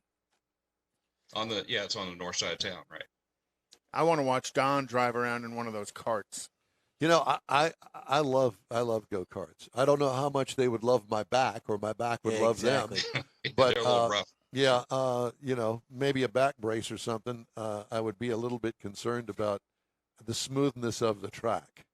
And I will tell you this, that, you know, it looks so easy wheeling around a go-kart, but you have to muscle that thing around those corners. And the faster you go, the more muscles you got to use. There's 4 or 5 other people that are beating and banging against you too. Yeah, exactly. So It's- there's a it's lot. kinda- There's a lot going on, and it's going on real fast. Yeah. Just hang out at the kissing booth. Yeah, or you know, the morning taco booth that we've got out there. There you go. Well, so is do, it- do they separate the racing categories by age? Because you know, for 90-year-old men, I think I'd do okay. They got a No, go-kart. they don't. Everybody's thrown in the same group. They got a it's go-kart with kinda- a blinker on. The whole time. The whole time. Never turns it off. It's kind of funny. I've seen people buy three laps out there or 3 sessions, only to do 2 because the cart beat them up so badly. Yeah. Oh, Yeah. yeah. Well, last time I drove a go-kart, I thought, oh my God. And I think was it Malibu? It might have been the Malibu Grand Prix. Remember those? Off of 59. Yeah. Mhm. And that Malibu Grand Prix thing, that was a challenge because you were racing against the clock. Mm-hmm. And Yep. I'll tell you what, to be able to actually improve your times, you have to be really spot on with your turns. And there must have been 30 turns in that little bitty track. We did that in North Carolina for a company event, and I actually came in second. Got a little trophy. Really? You probably still have it, I don't do. you? Yeah. You look at it, put it All on the put it time. on top of the Dusted, put it yeah. on top of the console Kathy television. dusts it. Yeah, because Jeff won't touch a vacuum cleaner. Nope. All right, Randy. So what's next on the agenda? Well, next coming up is, aside from that national show out in California, on June 11th will be the Northside Mustang Car Show the spring show, which, by the way, that's open to all makes and models. So it's not just a Ford show this year in the spring. And where is that? That's at Gullo Ford. Oh, the Gullo Ford Right one. there in Okay. Conroe. All right. Mhm. That I Yep. got you. Exit Gladstone. Gladstone exit. That's right. And Yeah. good location, kind of, real easy off the highway. So, I'm sure they clear the lot Do you- and fill it in. Do you take Danny to these events? You know, I haven't, but I'm going to start taking her. I see Sue's laying down here in the studio. Yep. And I'm feeling really guilty right now because I don't have Danny with me. Yeah, that's You know. why we did that. Thank you. Randy, it's always. No, Go ahead. I was just going to say, I don't take Danny right now because she barks at everybody that wanders by. And Well, if I plus don't keep an eye on her, she's running off somewhere. it's starting to get hot, and it'll cook Yeah. her little paws with the heat of the concrete and stuff. Yeah, I have to get her a trailer with air conditioning. I was thinking There you more go. of getting her some booties and make her walk funny. Just put her up in a nice hotel. So back to your trip that you've got coming up to North Dakota. How do you? I mean, do you fly up there or do you drive up there? Well, I'm driving this time. Are you and really? That's 1,300, little over 1,300 miles one way. I wasn't originally going on this trip. I sent a server up to a qualified RF guy to install it, and they fried it. Oops. So they called and said, "Hey, what would it take for you to come up here and Money. install it for us?" Money. Money. Yeah, that actually was the singular word sentence that came out. So, with you driving up, are you going to see some of the sites while you're up there as well? Oh, most definitely. You know, I've been in all but 4 states in this country, so I'll knock another one off the list because Montana's only 50 miles away. Yeah. Well, we Or know 50 you've been in minutes away. you've been in the state of confusion as well. So, For 66 years. And so, what car are you driving up there? I've got the trucks, the F-150 sitting out in the parking lot. And by the way, interestingly enough, Conrad, you mentioned the cruise control. 2 things. one, I'm going to beg you guys to please do a session or a show, a segment on cruise control and how to use it, how to turn it on and actually use it. Because people on the freeway, for whatever reason, decide they want to slingshot past you. Once they're past you, they slow down. Oh, yeah. Oh, or Drive you up the wall. I completely agree. Or the idiot that passes you, but he doesn't, and he pulls up right next to you and then paces you. I that drives me nuts because Yep. I hate having somebody right next to me in the next lane. I want an escape route for somebody else doing something stupid. How is our happened last night on the way to or north of Oklahoma City, and it's dark. And I'm from Houston, so aside from being fearful of my Cadillac converters coming up missing, I'm fearful somebody's going to pull up beside me and shoot me. So somebody did that last night, and they're just going right along with me. I was like, "What is wrong with you?" Yeah. But dig this: you were talking about gas mileage. The truck actually pulled coming up here, and it's pretty loaded down, 20.1 miles per gallon. oh Wow, that's actually pretty Yeah. amazing. That's a 5.0 in that truck. Coming back from Oklahoma City. Well, I'm actually in Wichita this morning, so I'm headed up from Houston on my way to South Dakota. So Okay. spent the night in Wichita, the home of BG Products. We're right there is the. Oh, is that where you're at? As 35 crosses the Arkansas River, it's not the Arkansas River. It's in Kansas. It's the Arkansas River. In the southwest corner of that intersection, you see all those brick buildings and the silver fluid towers. That's BG Products right there. If I stop Been in in and say, Wichita "Con- since con- been in Wichita since 1971 at our founding. Only So- place that I've ever heard anybody have a pronunciation for a word that is typically Arkansas, Arkansas. they do. He's That's right. He's in, absolutely in, right. In Wichita, it is It's called the Arkansas Arkansas River. River. Oh, my God. Yeah. Okay. How was our Italian connection? You're Manuela. Italian, Yeah, Manuela. Oh, it looks like she's out doing a lot, having a good time out there. From what I see on Facebook, I haven't talked to her other than that. Randy, it's great to talk to you, sir. Thank you so much for joining us today. Good luck on your trip. Be safe, and we'll see you soon. All right, guys, thanks so much for having me on. You have a good one. You You too. bet. Okay. Always a wealth of Oh, information. absolutely. And a lot of fun to talk to. He's just as much fun in person as he is on He Oh, the is, yes, he yeah. is. Yeah. What you see is what you get. Right. And, we try to behave ourselves on this show because No, we don't. because we don't know who's listening or watching. So it's kind of like, oh, God. Oh, this is behaving? Oh, my we're gosh. supposed to watch ourselves? Oh, no. All right. Time now for the events calendar. Conrad has that. Well, tomorrow at 9 a.m. is the Concert of Cars at the Needville High School, and it's a fundraiser for the Needville Band. It seems like Needville has different fundraisers all the time in engaging the car community. Also tomorrow at 11 a.m. to 2 p.m. is the Classic Car Show at Second Baptist Church on Shadow Creek Parkway in Pearland, Texas, and that's an open car show. Cigars and Exotic Cars is tomorrow at noon to 3 p.m. at 27030 Kirkendall Road in the Woodlands. Wait a minute. What's that address? I know. It's 27030. How would you say It's it? 27,030. Kirkendall Avenue. I can pronounce Kirkendall. Took me like 4 years to figure out how to say it. Well, there correctly. you go. And it's an exotics cruising, which there's plenty of exotics up in the Woodlands. And hey, I'm an exotic too. And then all, oh my God. Oh, don't you agree? Waiting Don't you under the think I Willow am? Foundation. I think I am. Is on the Main Street Loop in Houston is a $20 car show, and that is tomorrow from noon to 4 p.m. What the heck is a $20 car show? Entry fee. It's under for- 10 grand. Yeah. Well, you pay $20 to enter the show. Oh, okay. Also tomorrow is the Republic House Car Show on Fairmont Parkway in Pasadena, and that's 10 a.m. to 6 p.m. The car show at Bayway Chevrolet is tomorrow at noon to 4.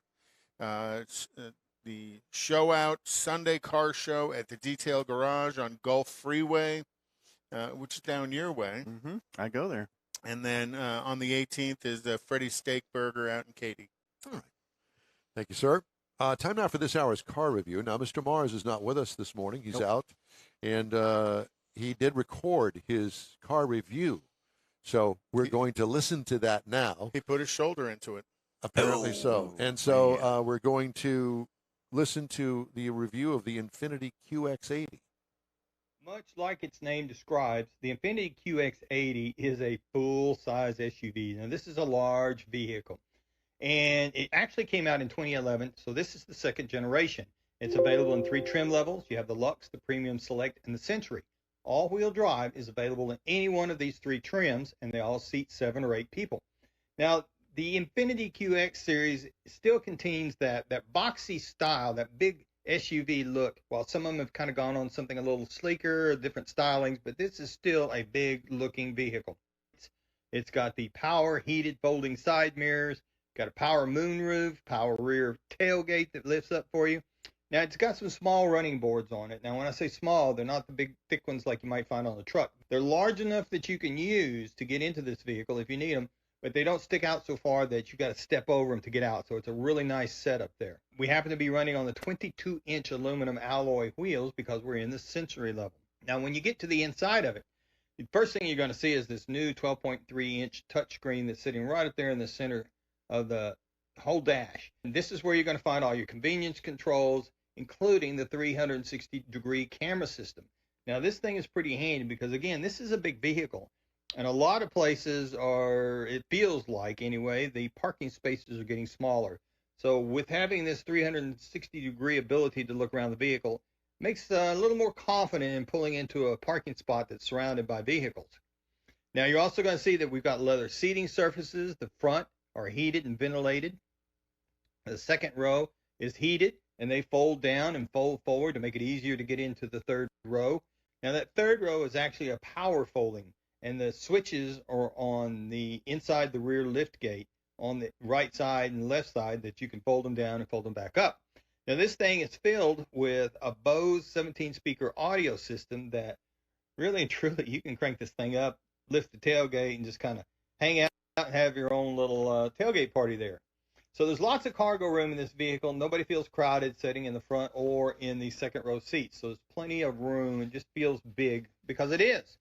Now, to make this go, because this is a 6,000-pound SUV, it has a 5.6-liter V8 up underneath the hood, 400 horsepower, 413 pound-feet of torque. So they haven't downscaled this yet to a V6 with turbochargers or anything like that. So you can still have a tow rating of up to 8,500 pounds with this vehicle. Now, the EPA says you should be looking for 13 miles to the gallon in the city, 19 on the highway, combined for 15. Now, I had this vehicle a week. I had to spend some time on the highway, so I put 473.7 miles on this vehicle in 5 days. And so it was highway mileage, and it kind of skewed that direction. But I did get 15.3 miles to the gallon out on this vehicle for the week I had, including the city miles. One of the things I liked about driving this vehicle really well was the elevated seating. You got a great view, you set up kind of high, got plenty of glass. Now, it's not a sports car. It's not going to act like a sports car, but it's not a boat. It kind of wanders all over the road either. It's just a nice, comfortable ride going down the highway. Now, a base model for this vehicle is going to be $73,635 to start. That's your Lux. That's your entry level. The base trim price that we were working with was $84,850, and the MSRP is $87,985.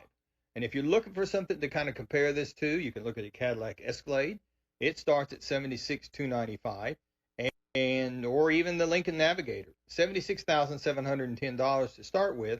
So they're all right there in that same base area as far as the starting price for the large SUV with towing capability, a lot of technology, a lot of features, and a lot of family room. Now, that's my review of the 2022 Infiniti QX80. Well, thank you very much, Mr. Mars. That was very enlightening. Yep. And we'll keep all of that in mind. I have a story that I've just been dying to get on. I'm not a big fan of these online auction companies, people that you buy cars from on the used market. Just not a big fan. But online used, this is a story from Automotive News. Online used vehicle retailers such as Carvana and Vroom, after riding high on consumer and investor interest during the COVID-19 pandemic, are facing a reckoning Carvana slashed 2,500 jobs and suspended executive pay after losing $506 million in the first quarter of this year. Vroom tapped a new CEO and said it would consider cutting jobs after reporting a big loss. Shift Technologies. Say that again? Shift Technologies cut its corporate staff by 10% last month. The now humbled disruptors, which just last year were tormenting franchise dealers with aggressive Super Bowl ads, are seeing their stock prices fall as losses grow. Carvana, the largest of the three, lost $506 million. As I mentioned, it sold fewer vehicles than it had planned and earned 23% less from each sale than it did a year earlier. Job cuts also on the horizon at Vroom after a $310.5 million loss in the first quarter. Vroom listed a workforce reduction as a key part of its plan to realign the business for more substantial growth. And is that suit talk there? So they have stock, though. Although their stocks I have... had stock in GM in 2009. No, not that stock. I mean stock of vehicle. Inventory. Although their stocks have fallen sharply, no analyst predicted that any of the three companies will fail. Among them, only Shift has listed a growing concern warning in federal filings, and at least one analyst predicts it has resources to make it through 2023 when the market may have normalized. Well, didn't Vroom just buy the auction property here on the north side of Houston up there on Beltway 8? Yes, nationwide, Odessa, and spent close to $1 billion in buying it, and in the process, we're going to lay off all these people. Yeah. So if you think about, because you talked about inventory, right. If you think about why some of these losses are happening, it's called inventory adjustment. Let's say they've been buying cars, and we've talked to the Emmons brothers. You have to buy the car right, and Jerry still sends me stuff at auction that was sold at insanely high prices. So as they're buying these cars and the market adjusts, and it has not turned down, but it has declined slightly. All of these companies that have $1 billion in used car inventory, they have to adjust their inventory down. So let's say the market only goes down 1%. Well, at $1 billion, that's $10 million. Right. So they have to write off that $10 million as they adjust the prices of their vehicles in inventory.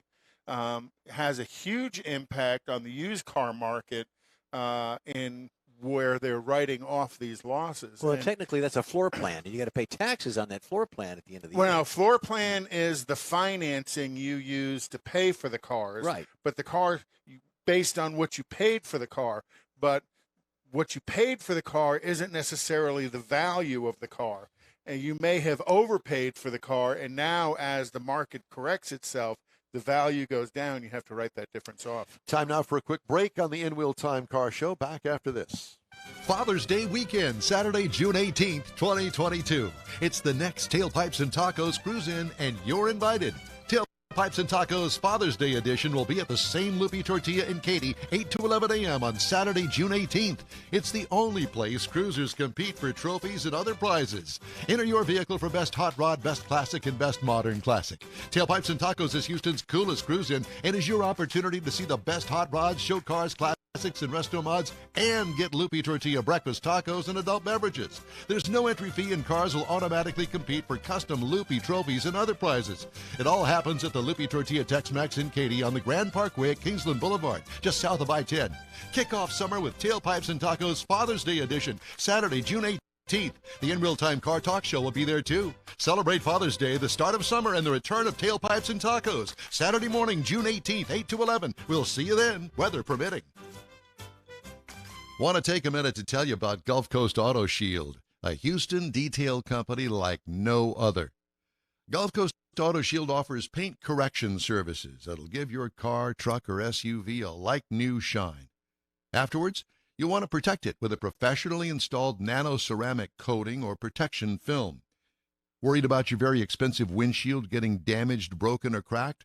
Let Gulf Coast Auto Shield install ExoShield, a windshield protection film.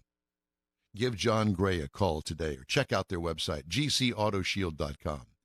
Hey, whether you own a new, ultra-expensive, exotic, or a 5-year-old Suburban, Gulf Coast Auto Shield will help keep your investment looking like the day it rolled off the assembly line. Gulf Coast Auto Shield is conveniently located on the South Sam Houston Parkway, just south of I-69, the Southwest Freeway. Meet the staff and check out all of their services online right now at gcautoshield.com. The In Wheel Time Car Talk Show is now part of the iHeart family. Now you'll have access to 24/7 Car Talk anytime you need a fix. Just download the iHeart Radio app and ask for In Wheel Time Car Talk, and there we are. Be sure to save us in your iHeart library for instant access. No matter where you are, you have the best Car Talk Show right on your PC, laptop, or mobile device and never have to worry about finding us again. Of course, you can always get access to our video and audio streams via InWheelTime.com and your favorite podcast channel, and all of this is free to you. From the iHeart Radio app, you'll not only hear our Saturday morning live show, but the best shows of the past, updated weekly. Never miss a minute of up-to-date new car reviews, pre-owned reviews, Conrad's Car Clinic, informative interviews, automotive news, and the most fun car talk show on the planet. Just download the iHeart Radio app, search for In Wheel Time Car Talk, save it to your library, and with a tap of the icon, you'll be in touch with your favorite Car Talk team. In Wheel Time Car Talk, streaming now on iHeart.com/In Wheel Time Car Talk. Live from Studio A, it's the In Wheel Time Car Talk Show on iHeartRadio. Coming up, Jorge DeSanto with Kingdom Racing in Katy joins us. Plus, we have the events calendar and the stories making automotive news headlines this week. Howdy along with King Conrad DeLong. We need more Jeff Zekin. We do. I'm Don Armstrong. Joining us here in the studio today is our chief engineer and bottle washer. King bottle washer. King bottle washer. That would be David Ainsley. We I are, love we it. are horrible people. Huh? We are horrible people. Why? Why are you horrible? We're not horrible. Let's hear it. No, just we tend to pick on people. We do tend to pick on people and companies and anybody else that's Thankfully, vulnerable. the woke don't follow us. They don't. No, they don't like us. Who cares? We don't care. We do not care. Well, we do care about Because we love everybody. We do. We do care about Kingdom Racing and Jorge Del Santo, who's joining us now via Zoom. Is it Jorge or George? It's George. Yeah, it's George on this side of the border. Okay. Well, we have George written down here, and then somebody said on the dais here with me, oh, no, it's Jorge. Okay, well, whatever. Welcome, George. Welcome, George. You're talking to Donaldo, and thank you, and thank you for being with us. All right. Well, great to be here, and greetings from the racing capital of the world, Indianapolis. Oh, is that Oh, where you're? wow. Oh, Awesome. are you up there for the preparation for the Indy 500? Well, absolutely. It's the month of May, and May means racing to so many people around the world. And this is the center of many eyes for the second half of May. We have today the Grand Prix. Indianapolis Grand Prix, which will have Connor Daly is qualified fourth. He's in the number 20 Ed Carpenter racing car, who we are affiliated with.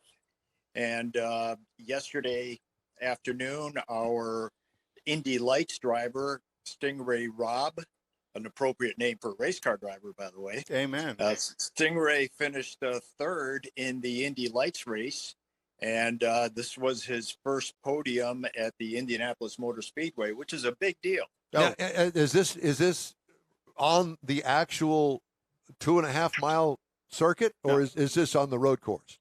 It's on the road course this weekend. And then on Sunday and Monday, they will convert and take out all the barriers for the road course, and they'll be on the big oval on starting Tuesday for the time trials. That'll last until Friday.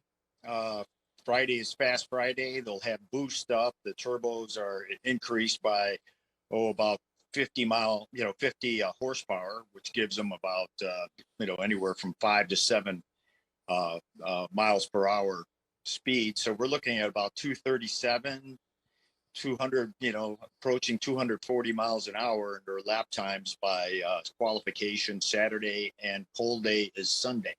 And that is the top 10 advanced to pole day. Is that correct? It's now that they expanded to top 12. Okay, because I know they've totally changed through the years the way all of the qualifying happens at Indy, and I think for the better, because they kind of spread it out over a couple of different days.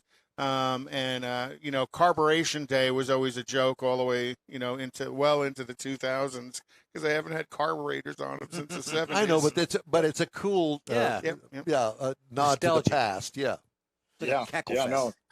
Carb day, which is the Friday of race weekend, is one of the most fun events as far as spectators can come and see, because they have the pit stop contests.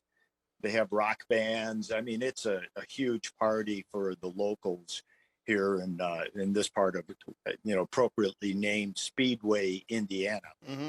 And they come out in droves, and it's great to be part and see the spectacle again in its full bloom after a couple of years that have been pretty depressing for everyone. Well, I have to tell you that I've been once to the Indy 500 and thoroughly enjoyed it. And not only just the race, it is obviously a unique venue in the fact that the best that you can do is see two turns and a straightaway. Depends on where you sit. No, that's all you can see. No, not really. I mean, we sat.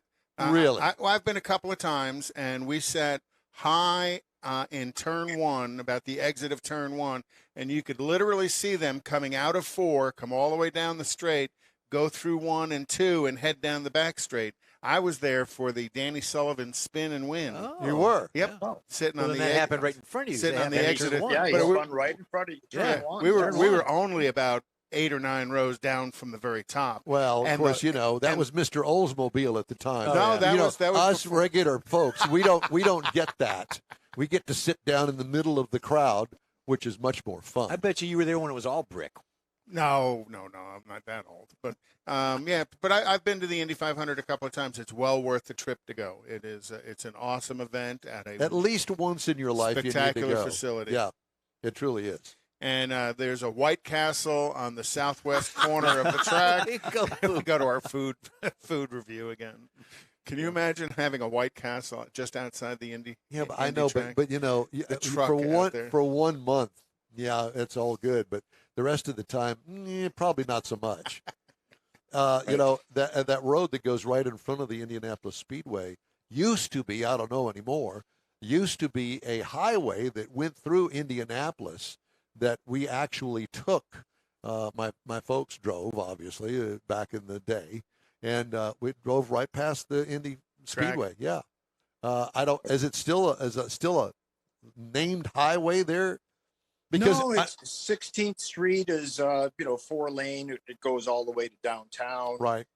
The cross street with turn 1 is Georgetown, which is well known. That road, they've closed it off and made it all pedestrians, thankfully, because it was just overrun by people anyway. Cars trying to go up and down roofs might as well. And let me ask you this: is that motel that A.J. Foyt used to stay in off of one of the turns? Is it still there? That old, rundown, dilapidated hotel?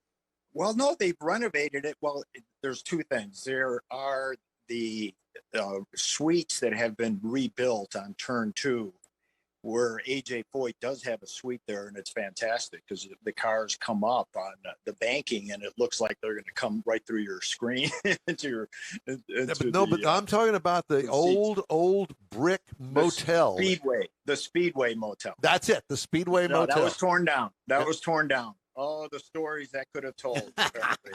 Yeah, they want those stories to go away. The other thing I remember, they bulldozed that and they salted the earth. The other thing I remember is it's quite profitable for anybody who owns a house or some property around the Speedway because it's all parking. And the closer you get, the more expensive the parking is. Sure. Absolutely. They turn their lawns into parking lots, yes. And make mortgage payments. And so how much is one of those prime parking spots at somebody's front yard? Well, it depends. I mean, on how close they are to the track. Right. But, it might be as much as $100 a spot. Yeah, but I'll tell you what. I mean, that's I'd prime. pay $100. I'd pay $100. Sure. Otherwise, absolutely. you're walking 2 miles to get to the track, and Actually, that's the $25 parking space. The time I went, they had a shuttle that went out of the old, wonderful train station. That I don't think that there were trains down there anymore, but it's an actual venue to go and see. I mean, it's absolutely stunningly beautiful. And you took a bus, and the bus took you on a special route to get you. It was only for buses that took you basically right in front of. I think it was like a block away from the front door of the track. Is that still in place there? Not that I know of. No, not that I know of. Fortunately, we've come in. We usually to the track under the VIP when we're associated with the teams. We get a police escorted drive on race day morning, and come straight in. So it's it helps when you have inside connections. Yeah, no doubt. No, they still have the parade in downtown Indianapolis on Saturday. Yes, they do. I believe that this year, I haven't seen any announcements for it as of yet, but I would assume that it will resume again this year. The 500 Festival Parade. That's it. And they had all of the drivers and, special cars, and they were spaced throughout the parade, marching bands and all that. And manufacturers who were had the pace cars would have the parade cars as well. Yep. And I know this year the pace car is the new Chevrolet 2023 Z06 Corvette, which probably means it's just going to be a Z06 Corvette without any modifications. It doesn't need any. Yeah, and Sarah Fisher's driving it, isn't she? Correct. So she's driving the pace car this year. Yeah, we'll lead the field to the green flag. And I would imagine the parade cars will be a collection of other Chevrolet vehicles, trucks and stuff for everybody else, and they'll sell those parade cars, and those are quite collectible. Sure. In the car collection. Oh yeah. So I missed something here. How many entries does Kingdom Racing have in this year's event? This year we're affiliated with Ed Carpenter's number 20 car, raced by Connor Daly. Okay. In the 500, and the Indy Lights are only going to be racing the road course this year. Okay. Is that something out of the ordinary? Well, usually they have what's called the Freedom 100. It's a race that's held on Carb Day for the Indy Lights. And with Roger Penske buying the series and the league, he wants to have more entries on a bigger field for the Indy Lights race. He felt that, I think it was only 10, 12 cars, that wasn't enough to host an event. So he's put that on until the card count increases, that the Indy Lights Freedom 100 race is off the calendar. So, and, they continue to, they're trying to create a spectacle for people to come and stay.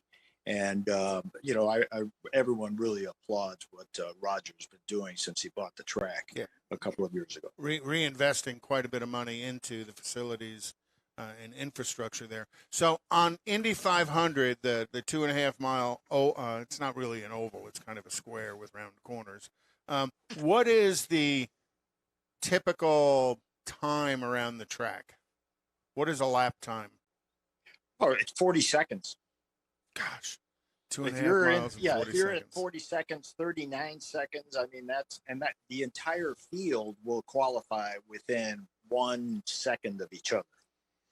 So the difference between pole and 33rd might be just 1.1 seconds. Yeah, could be a gust of wind at the wrong time, or the right time. Have that, or at the right time have that big an impact on you.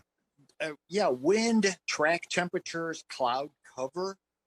You have some clouds that move in. Suddenly the track gets a little bit cooler, and you get better grip. All of these really minute factors can influence these high speed ovals that such as the super speedways. And are they still doing the 4 lap average, which has kind of historically been Indy qualifying is an Yes. average of Yes. 4 laps. I didn't know if they had made some changes to that recently or not. No, it's the 4 lap average, and talk to any driver, they will tell you that that's the highest pressure 4 laps that they ever go through. And they are absolutely trimmed out. Trimmed out means as little aerodynamic downforce as possible on the car, because less downforce means greater speed. And so they trim these things back so it's on a razor sharp edge. It's much more difficult. This is Al Unser Sr., 4-time winner. He said 4 laps at Indy for qualifying is the hardest thing you do all month. Wow. It's much harder than the race itself. Yeah, Wow. trying to set your place in the field of 33. Yeah, when 33 cars are all going to qualify within a second and a half of each other. Yeah. Yeah, no, and it's really you can win from any position in the field, and it has been done as far back as I think 26th or 27th. The latest was Dan Weldon, and won the race. Started, I think, in 26th position 10 years ago, and he came through the entire field. We had our guy, Sage Karam. He started off in 24th. Oh, no, I'm sorry. He started off in 31st, his first rookie Indy 500, and he finished 9th. Wow. Wow. Yeah, That's and pretty he came remarkable. through the field. It was something beautiful to behold. Do you know how many rookies are in the field this year? I think just roughly 6, maybe 7 Wow, that's a lot, really. total. So it's it's a good mix. It's a And good mix. and there's still only Chevy and Honda power plants. That is correct. We need one more.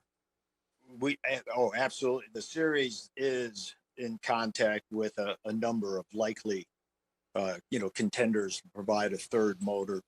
And so that's actively being pursued. The car count is, unfortunately for the 500, there's exactly 33 entries. So the field will be comprised of those 33 cars. Usually you have excess of 33 trying to qualify, which makes it interesting. And do you have any idea how many are signed up to qualify this year? It's only 33. No, to attempt qualifying.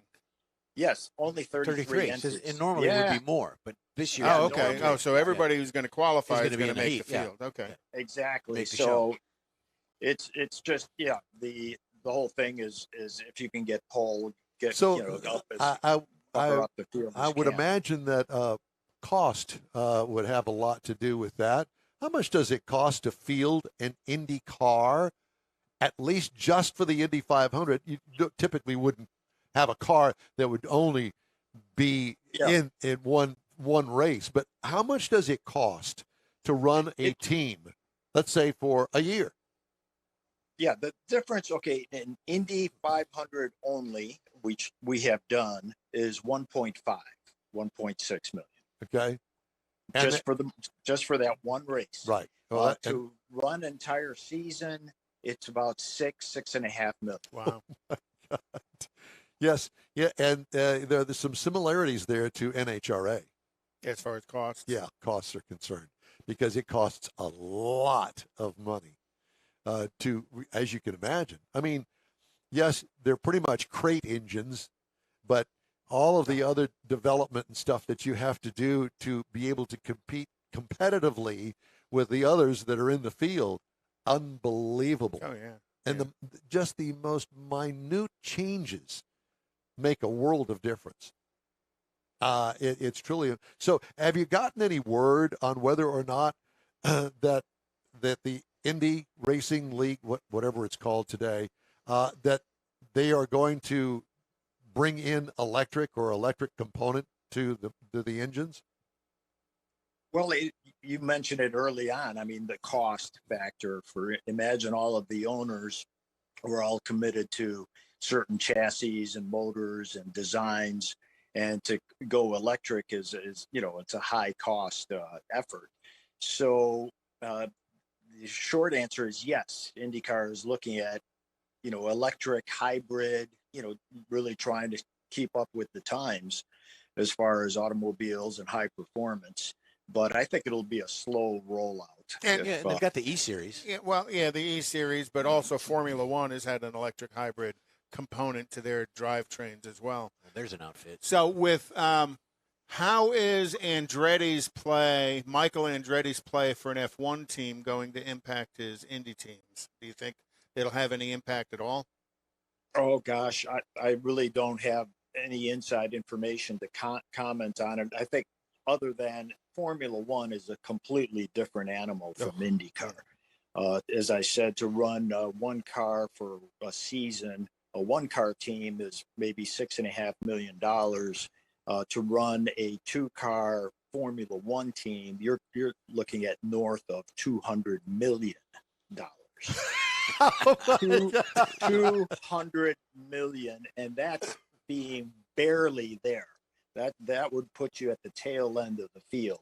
If you're going to go up against the Mercedes and the other major Ferraris, teams, Red Bull, McLarens, yeah. Ferraris, McLarens, you're going to have to, $400 million. Wow.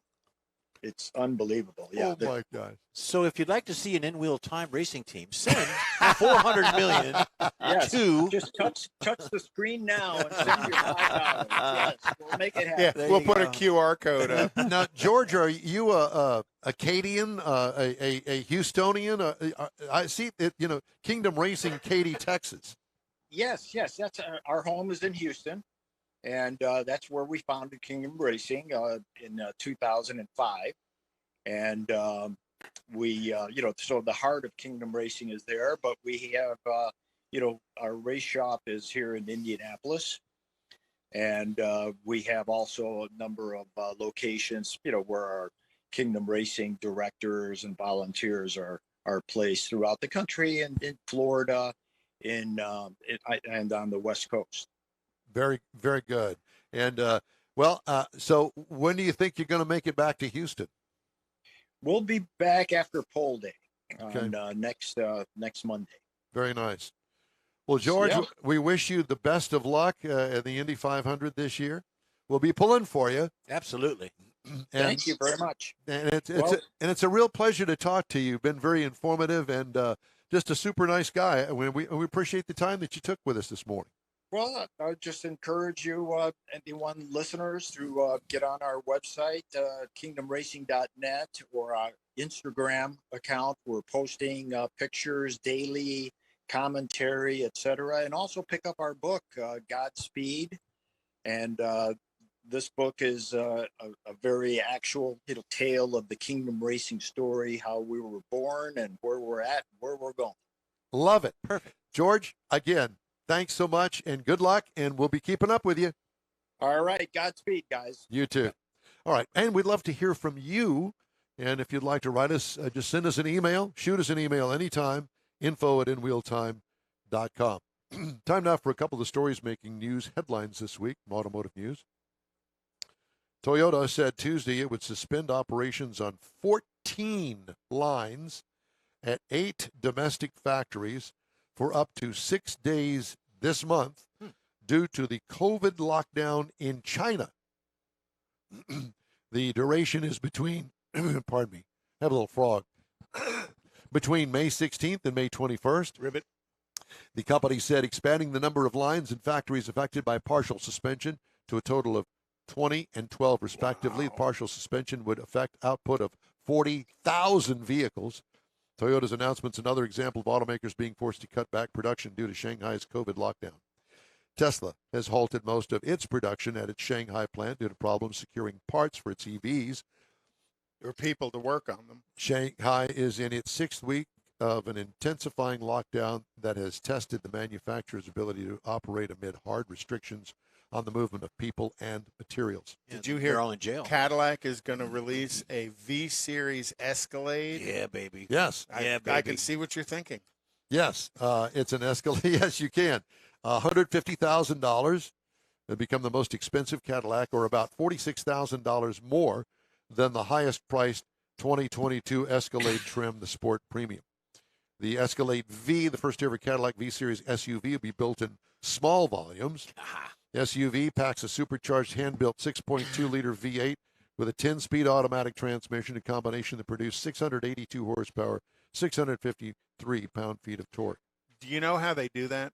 Within the EPA regulations, a manufacturer who has an engine transmission package that's already approved in another vehicle, they're allowed to build like 500 of them in a different chassis. So this engine transmission package that they're building, the 682 horsepower, is the engine out of the Z06 Corvette, not the C8, out of the Z06 21. The 21, the C7. Gotcha. Mercedes-Benz is virtually sold out of electric cars as tight supply chains make it tough for the automaker to keep up with rising demand, according to the CEO.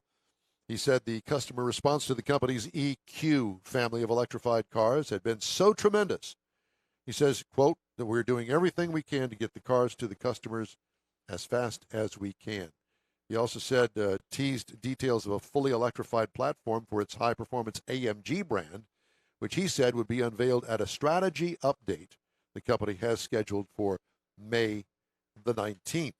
They put a sales price on the 2023 Nissan Z. Do you have that story as well? don't.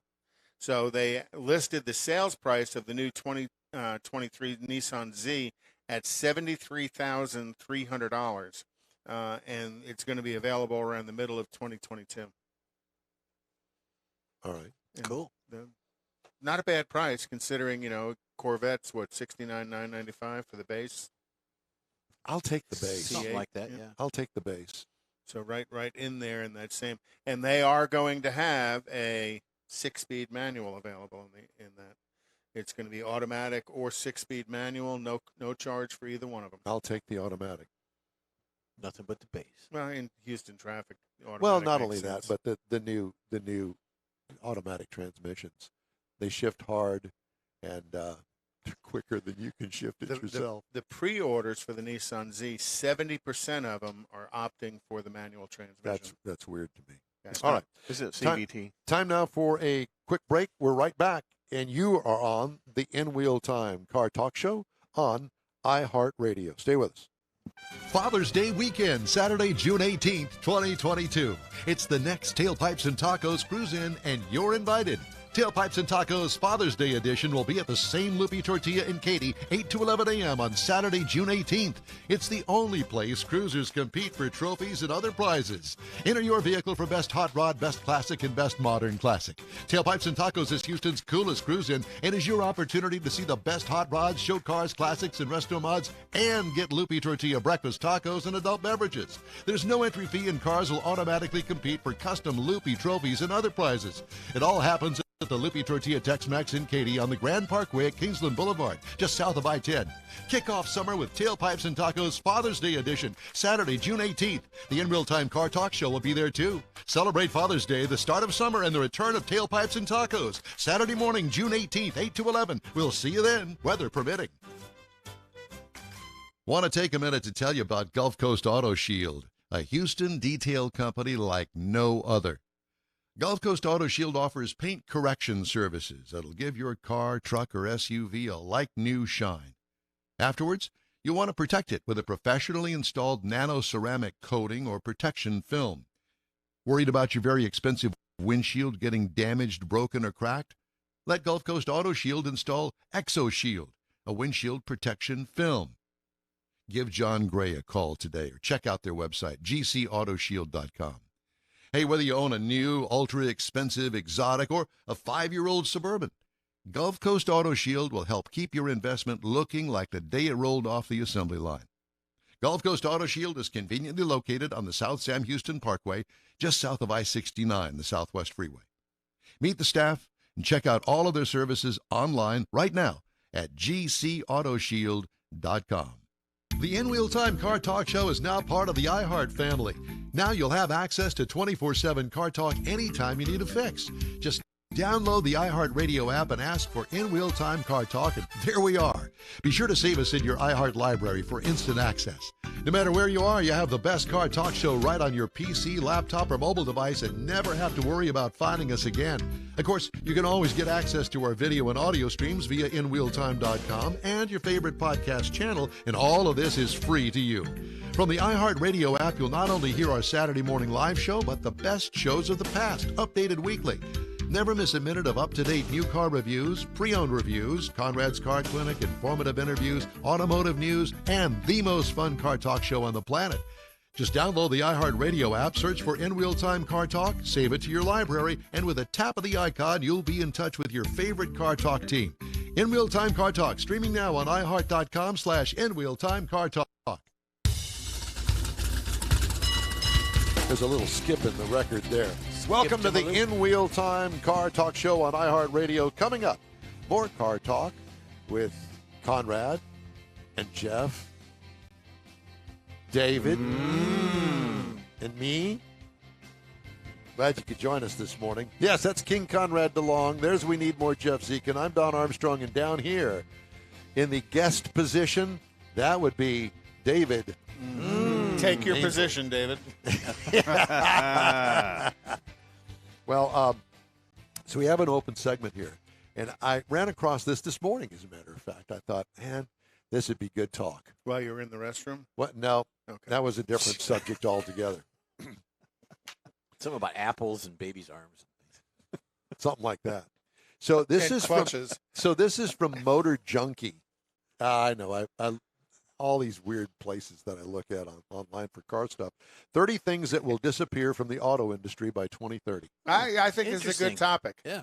Do we get to guess at some of them? Yes, and matter of fact, here, let me move because I don't want you guys to see. He's just look over there.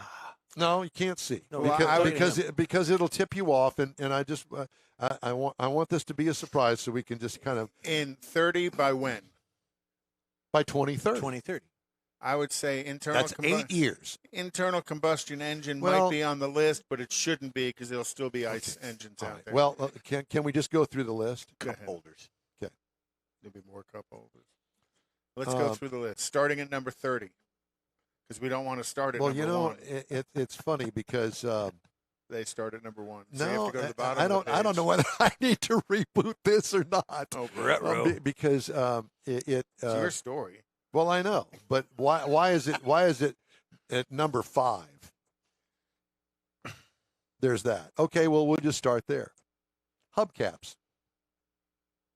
Hubcaps used to be a thing of style that you see on certain vehicle makes and models. For unfortunately, as automakers have moved to alloy wheels and rims, the need for hubcaps just isn't there anymore. That makes sense. But that's on Makes new sense. cars. What about your nostalgia? Well, no, we classics? were talking Talking about new cars. Yeah. You got to remember, you had the dog dish hubcaps, Yeah. you had the moon hubcaps, then you had the wire Well, wheel I had hubcaps. wires. Well, there's a difference between hubcaps and wheel covers. Mhm. Wheel covers covered the entire wheel. Hubcaps just the Just the center dog dish, section. right. Yeah, the dog The dish. lugs. Backup cameras. Are going away? Backup cameras are some of the hottest and newest technologies in cars right now. By 2030, they'll be gone. Automotive technology is coming along so fast that cars will be able to park themselves. And They there's do one now. they do now. Thus, there won't be a need for backup cameras anymore because the driver will be parking the car on its own. Just press the button. Oh, somebody sells a car that you can actually step out of and it will park itself. Yes, correct. I can't remember, Kia or Hyundai, Something one like of them. that, yeah. Sunroofs. I was thinking. Oh, that. Don, Yeah, I that's was just thinking on that. your list No, because you hate sunroofs. No, Because they're going all sunroofs glass. used to be an option in the car that made the difference if you wanted an open air feeling, but the new generation of cars is often incorporating a panoramic roof, and thus the need for a moon roof is all but gone. The sunroof would also leak, and there would be a lot of issues with the quality as the car got older. Yeah, well, that's true And of s- sunroofs all the way back to the 80s. So does that mean convertible tops are going away too? T-tops have gone away, if you think Yeah. about it. What about the rag top? T-tops used to be a thing, and they're long gone. Yeah. Fog lights. Really? That surprises me. Automakers experiment with new exterior lighting solutions such as LED bulbs. The need for fog lights will get less and less. As it stands right now, the fog lights don't do all that much for the visuals on the road. Even a brighter pair of fog lights don't seem to increase the visibility by all that much in the long run. Yeah, and I thought the thing about fog lights wasn't necessarily the amount of light it put out. It was where it put the light out from, because it's generally the fog lights were always mounted under the bumper as opposed to the headlights that were mounted above the bumper, and that was why they cut into the fog. And it's more visibility of you approaching someone rather than you needing to drive. Sorry, I'm trying to justify it. Next. Headlight wipers. Oh. No. They were a thing back in the 80s on the Mercedes, and I know there's a couple of them today that have headlight wipers. Didn't you have a car? Don't you have one with it? No. Headlight wipers. Usually high-level luxury vehicles don't need them anymore. Lights are better. Lenses are better. Nobody uses them. I don't know about lenses are better. You see how many of those headlights are out there have cataracts? Oh, yeah. Well, his did. Yeah, my Cadillac has a cataract. Yeah. Does it? Had. Yeah. Yeah. Did you fix it? Yeah, he did. Bulbs. You know, what's next? Well, just a minute, because it only loaded like 5 or 6, so I'm going to have to go back here. Just bear with me. Don needs to get loaded. So what do we have on the tote board for the $6 million for a race team there, David? We got a tote board going? The tote board. The tote board. So you heard while you're getting loaded, Toyota Highlander is going to drop the V6, and they're going to go to a turbo 4-cylinder only available in 2023.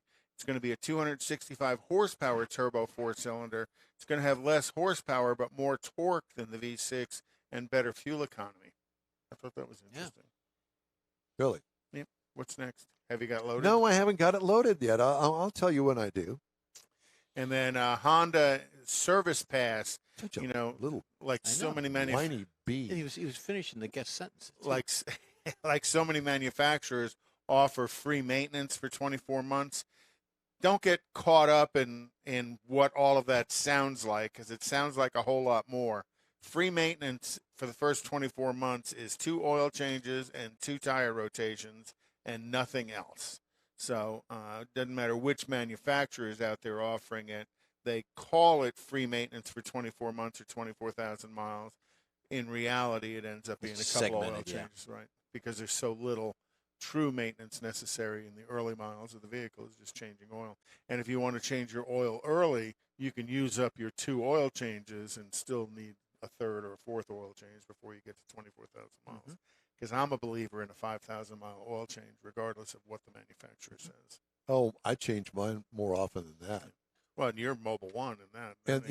And mine, I just do it by time. It times out. 3 months, yeah. Oh, well, yeah, and you probably should in Houston just because of the humidity. Well, I mean, I don't drive it enough. Well, and that dew you get on the windshield is also the same moisture buildup that happens inside your engine, putting water in your oil. And if you're not driving it enough to burn the water out of it, it contaminates your oil. You still getting loaded? Dude, I can't now I can't find the story. Uh-oh. Well, you got to start it on this. What else do you think is out there? I disagree. Antennas. Yeah, I would think antennas would make sense. Antennas, long gone. Especially as they go digital radios and all of that. Think of some of the things that are missing today. We already talked about it. T-tops are gone. What else is missing? Cassette players. Well, that's the CD players. CD players are actually gone for more time than people think. I think the last thing that had a CD player was a Lexus back in the 20-teens. Well, I told you that what I did with the Corvette. You had it had a 10-disc yeah. 10-disc CD changer in the trunk. Okay, the thing won't load properly. I don't know what the deal is. Another issue with people that don't know what they're doing. Can we get Mike on the phone? Is there an engineer somewhere? Yeah. How about spinning hubcaps? Spinning or the center of the just BMWs. The wheel would stop, and then right, the hubcap would still. That's more of a novelty, though, isn't it? Well, they have the BMW emblem sits straight. Yeah. While the wheel turns. Right. And then there's the ones that they got the big spikes coming out the side, no, which are illegal. The big spikes. Yeah. And there's a bicycle on Facebook. They had those. And in Houston, 288 and 610. There's a bicycle with those. He knows exactly where it is. Well, that's what it said. It had the cross streets on there. I think he posted it. I don't know. I did not. I almost got hit by a hubcap the other day. Did you? Yeah, it was just bouncing down the freeway. Oh, I So thought maybe you were laying in hubcap a should not curb even or something. be. Hubcaps. Well, not the hub. I know the wheel, cover. covers. I know what you're talking Yeah, about, but it was still, rolling down the freeway. Popped off somebody's Popped car. off and- well, you know, there's shouldn't be the allowed. downfall of J.C. Whitney right there. I mean, what do they have?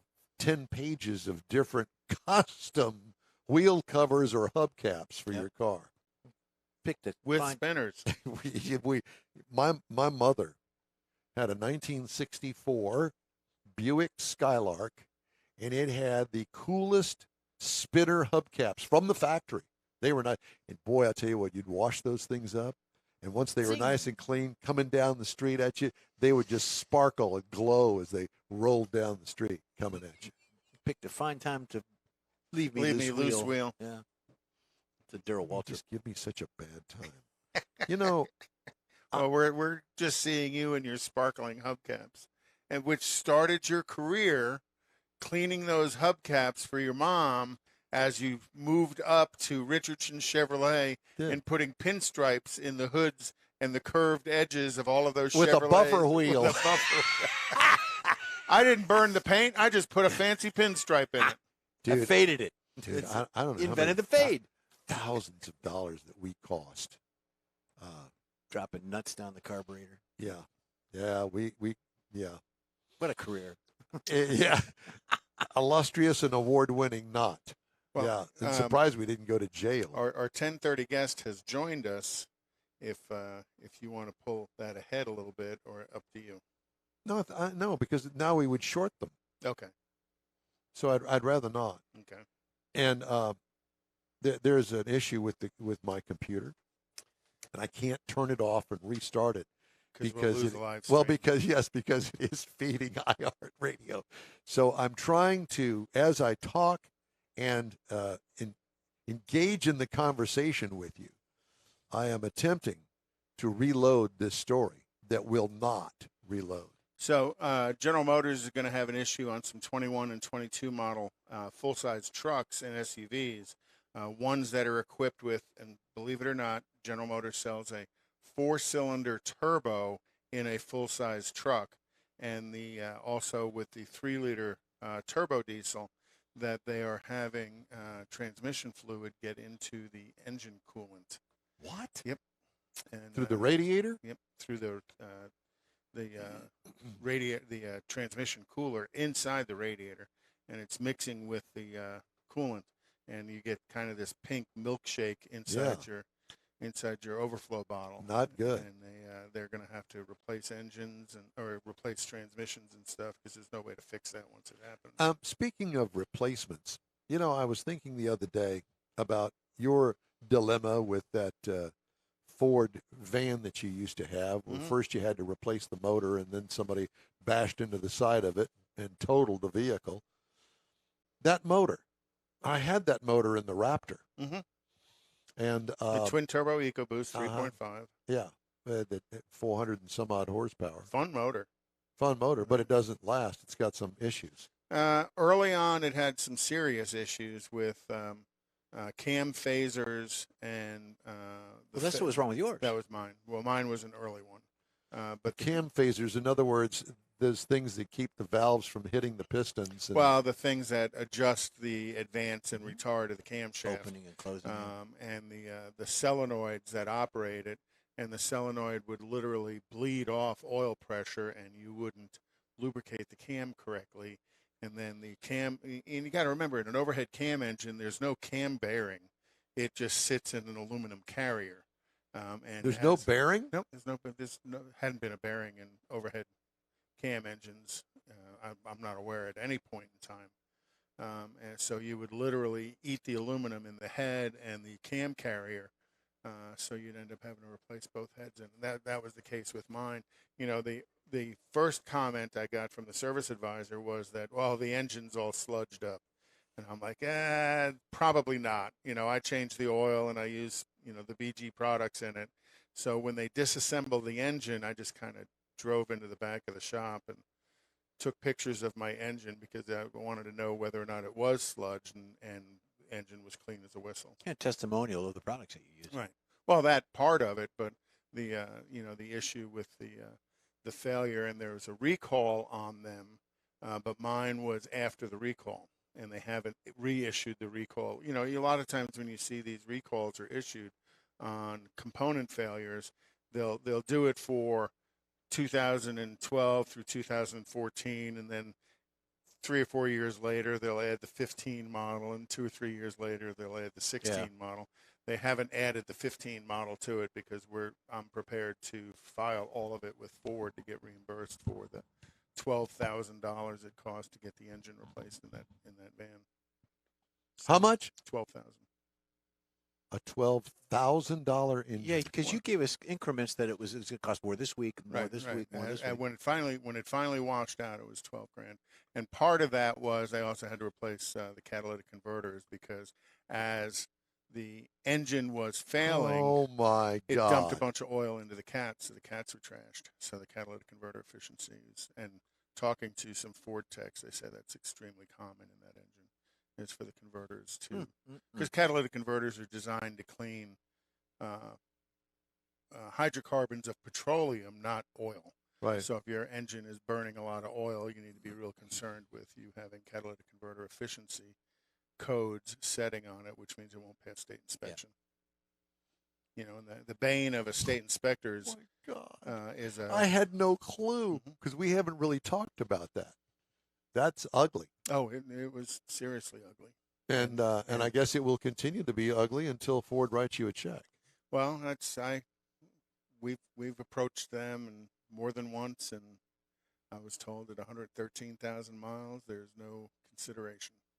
We should get Ford accounting on the air. See what we can do. I think I'll pass on that. We'll get Mike to work on that when he comes back. Wow. But, so those things happen, and sometimes sometimes the bug in the windshield. Yep. Well, but if you look at all manufacturers over time, they've all had that monster issue that's happened. Chevrolet has issues with the camshafts and the LS motors. Well, you were a field engineer, so you know all about those. I mean, you've denied or accepted claims. Yep. Well, Mopar or Ram has problems with Hemis and losing camshafts in Hemis. Don't know why that seems to be so common, but they're going away anyway. It's more common than. Well, my favorite motor, the DZ motor from Chevrolet back in the late '60s in the Z28 Camaro. I mean, they blew those things up left and right. Well, that was more. I think that was because people were violently beating on. No, you think? Yeah, solid lifter and just violently beating on. Yeah, with no kind of. I didn't beat on my Transit. No, not at all. Yeah, no, I think I did. Yeah. What do you think about the straight six that Stellantis is going to go with and do away with the V6? I think it's going to be interesting. You have to remember, for me, a straight six is going to have real good torque. Yep. That's not going to be an issue, especially as they're looking at the truck and SUVs. That's going to be the primary engine in all of them. And I would also assume that they're going to add their. I think I'm phrasing this correctly. They have their e-torque, yes, electric helper for the spinning the engine. So I think the e-torque and that inline V6 is going to be pretty cool packaged together. But well, unfortunately, my story Hemi, will not load. Okay. It takes it forever, and I think that the problem is that I've got too much going on this computer. Well, tune in next week where we'll have a different computer. Yes, and I will print out the story, and I will have that story next week. That's for sure, because it's a fascinating story about the 30 things that are going to go away in the next 7.5 years. So we left off with rear view cameras. Yeah. So that's another one. All right. Time now. Calendar? Huh? Calendar? No, the cruising calendar. So your turn. Some stuff going on is Go Topless at Crystal Beach is next weekend. Oh God, avoid that at all cost, unless you want to go to jail and then or go be down stuck there. in traffic for hours. Yeah, that thing makes no sense. Saturday the 21st is Magnolia Days Car Festival and Show in Columbus, Texas. We talked to Randy Weldon about June 11th in the Gullo Ford Northside Mustang Open Car Show. Also, June 11th, Surfside Beach Cruise, which is going to be cruising on the beach down in Freeport. So that's on the other side. But wait a minute. There's no beach down there. How do you cruise on the beach? Freeport? Yeah, there's beach Surfside. Yeah. No. Last time I flew over Surfside, there was no beach. And It's then, gone. you know, I'm There's a little bit thinking of you water. need to make a point to go to this, and that's July 17th is the 2022 Corvette Invasion at the Bastrop Convention and Event Center. That should be pretty cool. You know, That's not that guy that does that Galveston thing, is it? No. Is that like an insurrection? Yeah. The invasion? When is that? July 17th. Starts at 11 a.m. The Corvette Invasion at the Bastrop Convention and Exhibit Center. Well, I don't want to put my car in some. I'll drive and Yeah, cruise I think in. that it's kind of a cruise in. It's not necessarily a judged show. Static event. August 12th is the Texas Wake and Scrape in Huntsville. Wake and Scrape. And then I'm not saying a word. June, out there at Houston Raceway Park with Seth, they are hosting the Street Outlaws No Prep Kings in Baytown, and that's going to be June 20th and June 25th. I don't know if you follow that on No, TV I do not. I don't like that show. It's too much drama and infighting, and that's just not my. This is the Kardashians on wheels. It's too much personality, but they've got some pretty cool cars, and if you just watch the racing's go out to Baytown. You don't have to deal with all of the drama and see them race. That's every the way Friday night, every street Friday? nights. Yeah. Yep. Okay, you done? I'm done. All right, time now for this hour's car review. Had a chance to drive the 2021 Ford F-150 Raptor. Here we go. Available trim levels, Raptor. Reviewed trim level, Raptor. It is a standard truck. It seats Raptor. 5. Exterior changes from last model year, none. This basically is an off-road race truck made for street use. It's got suspension travel out the wazoo that makes it ride like an absolute limousine. If you want a truck that rides good, oh my gosh, get this. And as far as price is concerned, well, that's another story we'll get to in a minute. Exterior features, extra wide fenders, front and rear with extensions. And let me tell you how Ford designed it. Why they didn't design it with bigger fenders to fit bigger tires. Because they couldn't get it on a transport. The fender width and the actual vehicle width is designed to go on a car carrier. And they made it as wide as they could with just enough clearance on the sides to get it on the car carrier. I never really thought of that, but that makes total sense. Yep. Special black grille with clearance lights now. Instead of on the cab, they're in the grille. Kind of cool. Beadlock style black wheels. Yeah, they're not beadlocks. Not Beadlocks true. are a total pain to deal with that nobody wants to deal with. They're basically should be only for racing. Yeah, that locks the bead onto the wheel so the wheel doesn't spin inside the tire. Dual exhaust tips. Liked about it the overall off-road look. We could use improvement. More off-road stuff.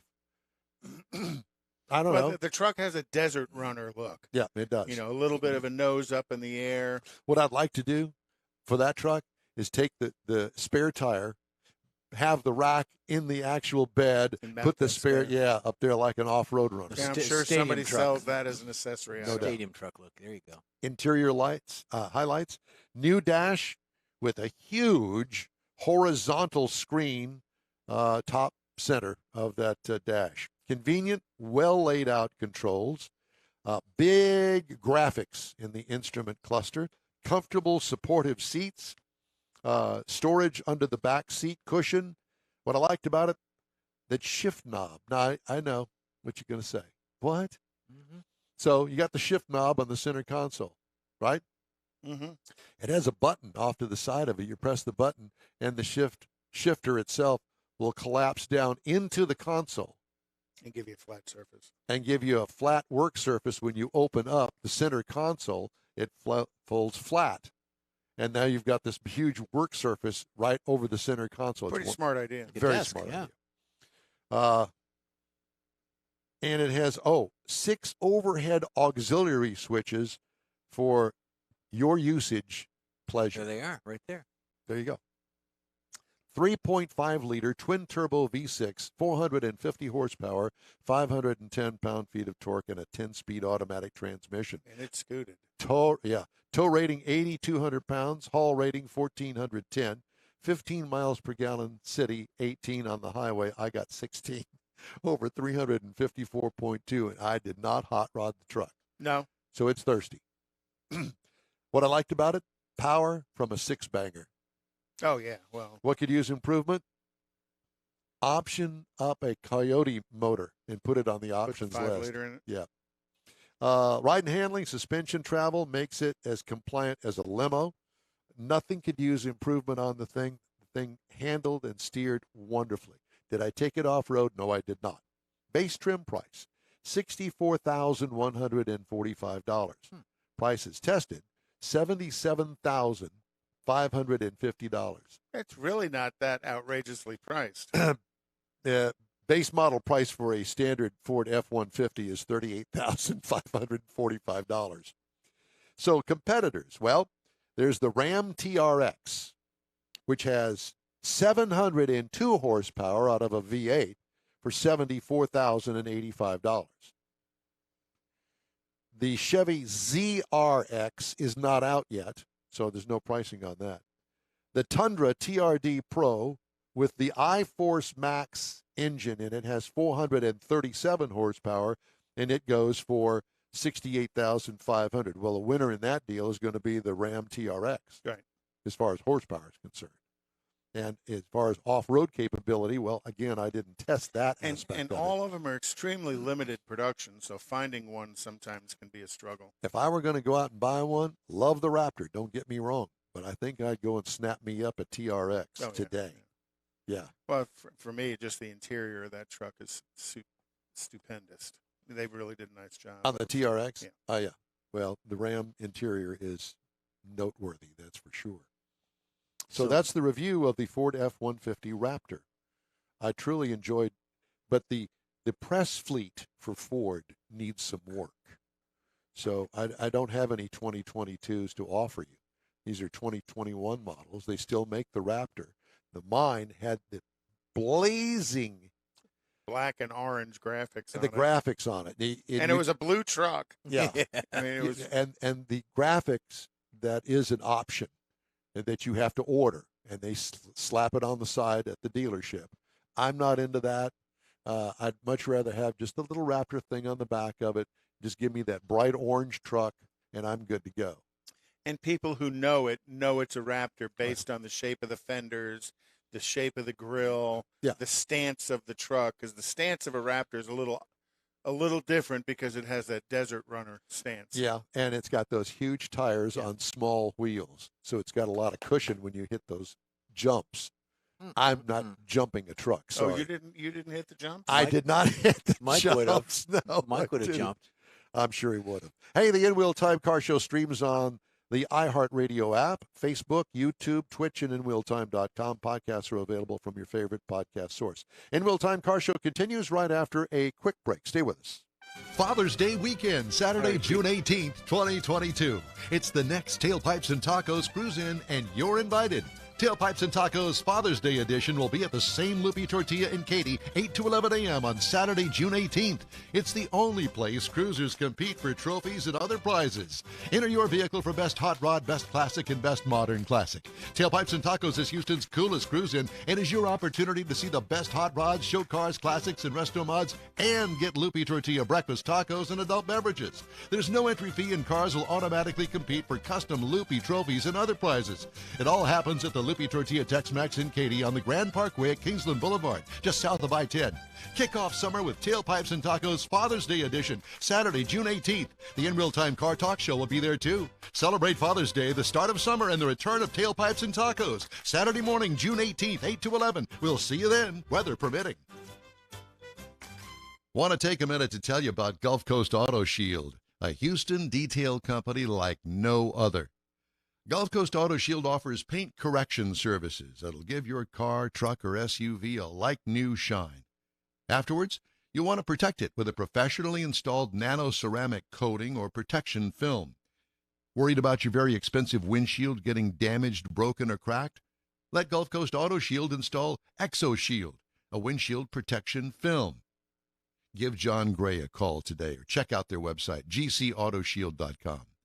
Hey, whether you own a new, ultra-expensive, exotic, or a 5-year-old Suburban, Gulf Coast Auto Shield will help keep your investment looking like the day it rolled off the assembly line.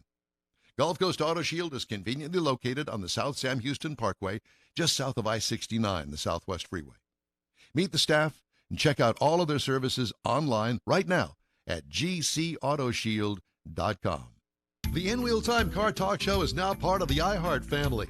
Now you'll have access to 24/7 Car Talk anytime you need a fix. Just download the iHeart Radio app and ask for In Wheel Time Car Talk, and there we are. Be sure to save us in your iHeart library for instant access. No matter where you are, you have the best Car Talk Show right on your PC, laptop, or mobile device and never have to worry about finding us again. Of course, you can always get access to our video and audio streams via InWheelTime.com and your favorite podcast channel, and all of this is free to you. From the iHeart Radio app, you'll not only hear our Saturday morning live show, but the best shows of the past, updated weekly. Never miss a minute of up-to-date new car reviews, pre-owned reviews, Conrad's Car Clinic, informative interviews, automotive news, and the most fun car talk show on the planet. Just download the iHeart Radio app, search for In Wheel Time Car Talk, save it to your library, and with a tap of the icon, you'll be in touch with your favorite Car Talk team. In Wheel Time Car Talk, streaming now on iHeart.com/In Wheel Time Car Talk. And a good Saturday to you. It's the In Wheel Time Car Talk Show on iHeartRadio. Coming up, custom car builder Rick Dore joins us. Conrad will have This Week in Auto History. We'll get you updated on the stories making car news this week. Howdy. Along with King Conrad DeLong, we need more Jeff Seekin. I'm Don Armstrong. Filling in for Mr. Mars, who's out today, is David Ainsley. And we always appreciate his personal appearance right here in Studio A on the Smoke and Mirrors Network on the In Wheel Time Deluxe Car Show. I know I do. Deluxe. Speaking of Deluxe, we are going to go now to Zoom call, and we have the pleasure of talking to Mr. Rick Dore, custom car builder and co-host of Lords of the Car Hordes. I know you've seen him on TV. Hey, Rick, it's great to see you. You need to unmute your microphone. You need to unmute your microphone on your Zoom. Down in the bottom left corner. Okay, sorry. There you go. No. Good morning, guys. Good morning. Hey, it's great to see you. Great to talk to you. Thanks so much for joining us. Yeah. Well, so listen, man, we have talked to some really good custom car builders on this show over the past, but I have seen some of your work, and I have to tell you, you, sir, rank right up there at the top of custom car builders. Well, that's awful nice of you. Thank you. So how did you get the car bug? When did it come to you back in the day? How long have you been doing this? I've been building cars for about 35 years. Yeah. In the big picture, not long compared to the Barrises, the Winfields, the older crowd, my, older generation that are all fading away now. But I started building cars in the early 80s. Actually, one car, a 56 Buick. And I got the bug. I seen a Chop 50 Merc at a red light. A lot of people know the story in Phoenix. I chased it down. I didn't know what it was. The neighborhood I grew up in New York, in the city, wasn't a neighborhood where everybody had cars. In fact, the only guys who really had cool cars were the guys who made it back from Vietnam, and the next week they'd get a car on the GI loan or whatever, and be out on the drag strip with their GTO or Chevelle. Other than that, we rode trains.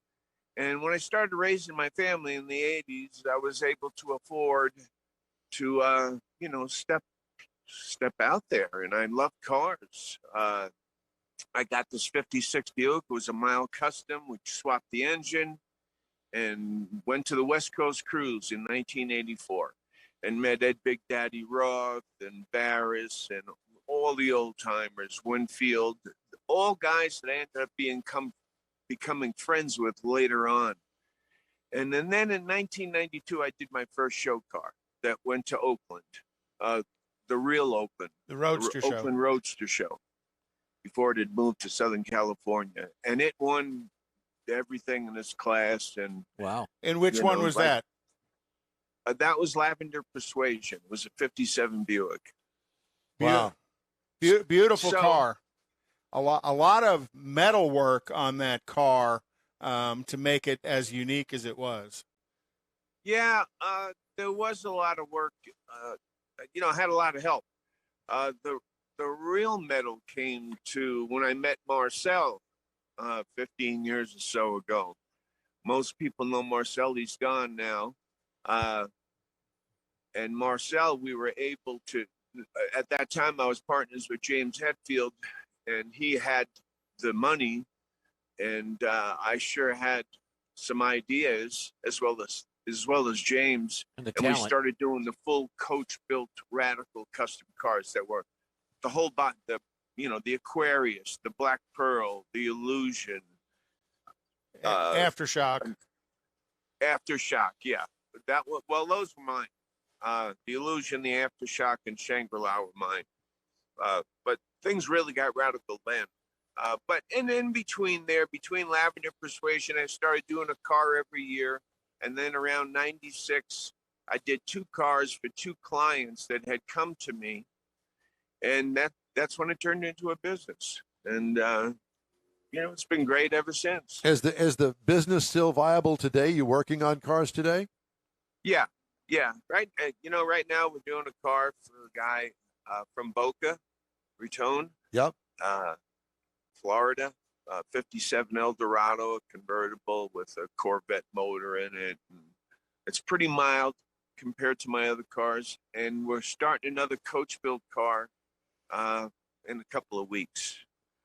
Well, I have to tell you that the one that draws my attention, me personally, is Voodoo. The Voodoo Priest. And that car, I know that it's the rear fenders on that car. Those are not stock fenders to that car, are they? No, we used other Zephyr fenders. Okay. It is. I can't remember what year, whether they were 38 or 39. No, we used the stock fenders. We lengthened those fenders and lengthened the back and molded in, Frenched in, whatever you want to call it. Some people call it Frenched or molded. That Kaiser Overrider. That was a beautiful car. That was James Hetfield's car as well. And all of those cars that I did with James, he donated them to the Peterson Museum. All of them. Except for the ones he kept. He's got a couple of 32s and he's got an Oldsmobile. But he donated them. And right now they're at the LeMay Museum in Tacoma, Washington. You know, you got to be proud as a car builder that these cars are stunningly beautiful and worthy of some very distinctive, wonderful collections. I mean, to be in the Peterson Museum, dude, I mean, that's more than a slap on the back. Yeah, I was pretty proud. It was cool. And it was even cooler when they told me they weren't selling them off and just putting them on display afterwards, that they were going to tour them around the country, which so far they started. LeMay's going to have them for a year, another 8 or 9 months. Rick, where are you located now? Where am I what? Located? Where's your business? Right now, I'm in northern Arizona. I've been traveling, so I'm outside of a hotel. As good as it gets for the background. Well, thanks for joining I us. apologize. It's not my shop. No. In Las Vegas where I live. Rick, but what's the duration of a build? Like you're building this. Say one of your coach work builds. Yeah. one of the like the Black Pearl or the Aquarius, the Illusion Aftershock. One of them, we were really knocking them out fast. And when I say we, I mean Marcel and Luke DeLay. Luke is his son. Luke does all the work now by himself. But incredible amount of time. You know, even with a blank checkbook, those are 5, 6, 7 year projects. You know, when like some of the Ralph Lauren cars are restored, the Bugattis, the early coach built cars, they were 5, 7, 8 year projects. I think it was Paul Russell that did those. But regardless, ours took about 14 or 15 months. Wow.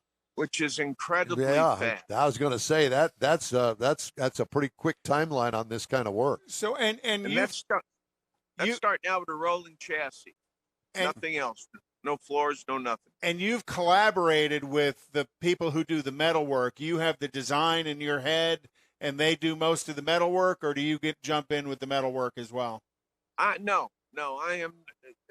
That level of metal shaping. There's very few people that I know of that could do it that fast and do it that well. Marcel and Luca are very unique.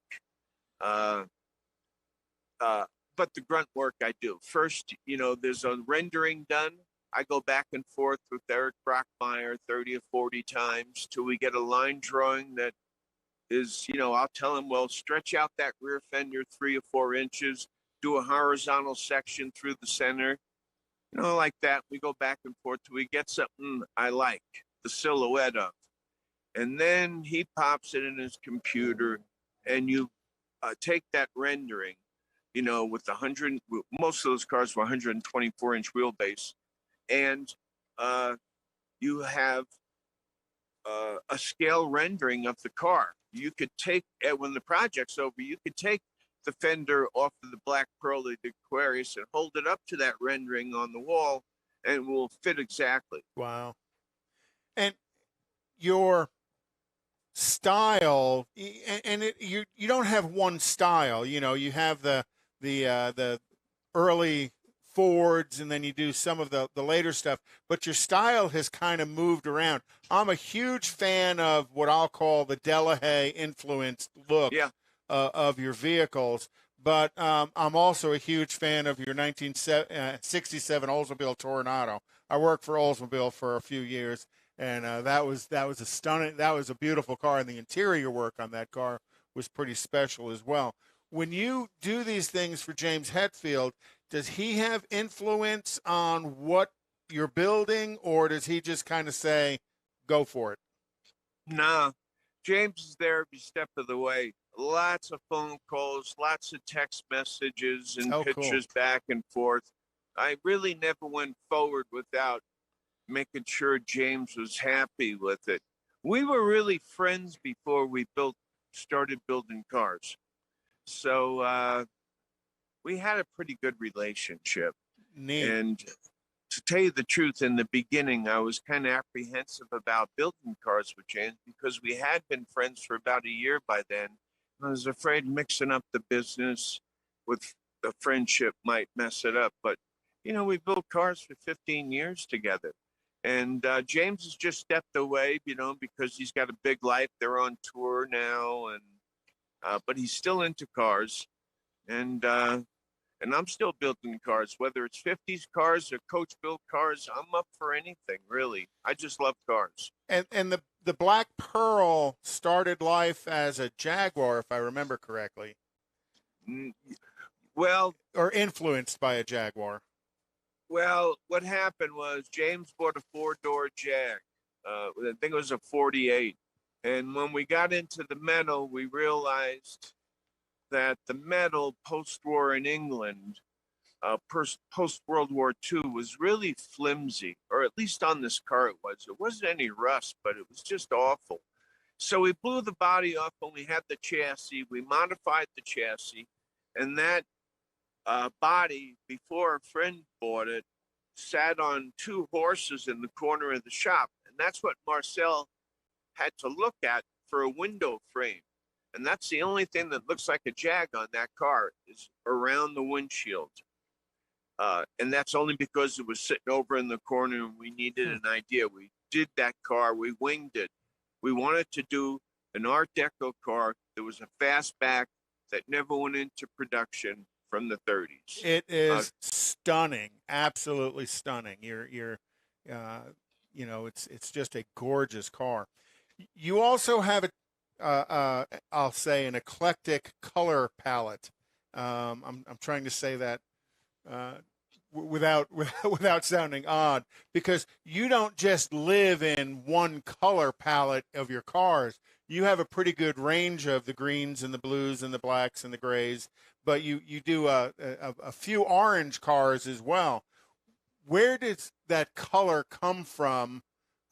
Is that a color that you decide on, or is that a collaboration of the color as well? No, that's me.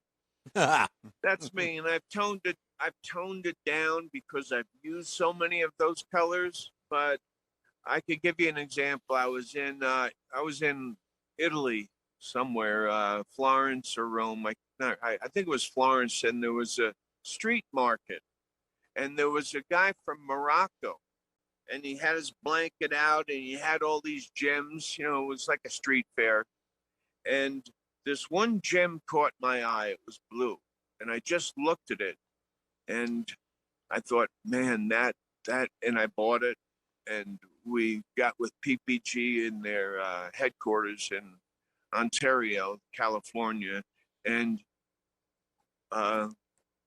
copied it, and that was the color I used on a Cadillac.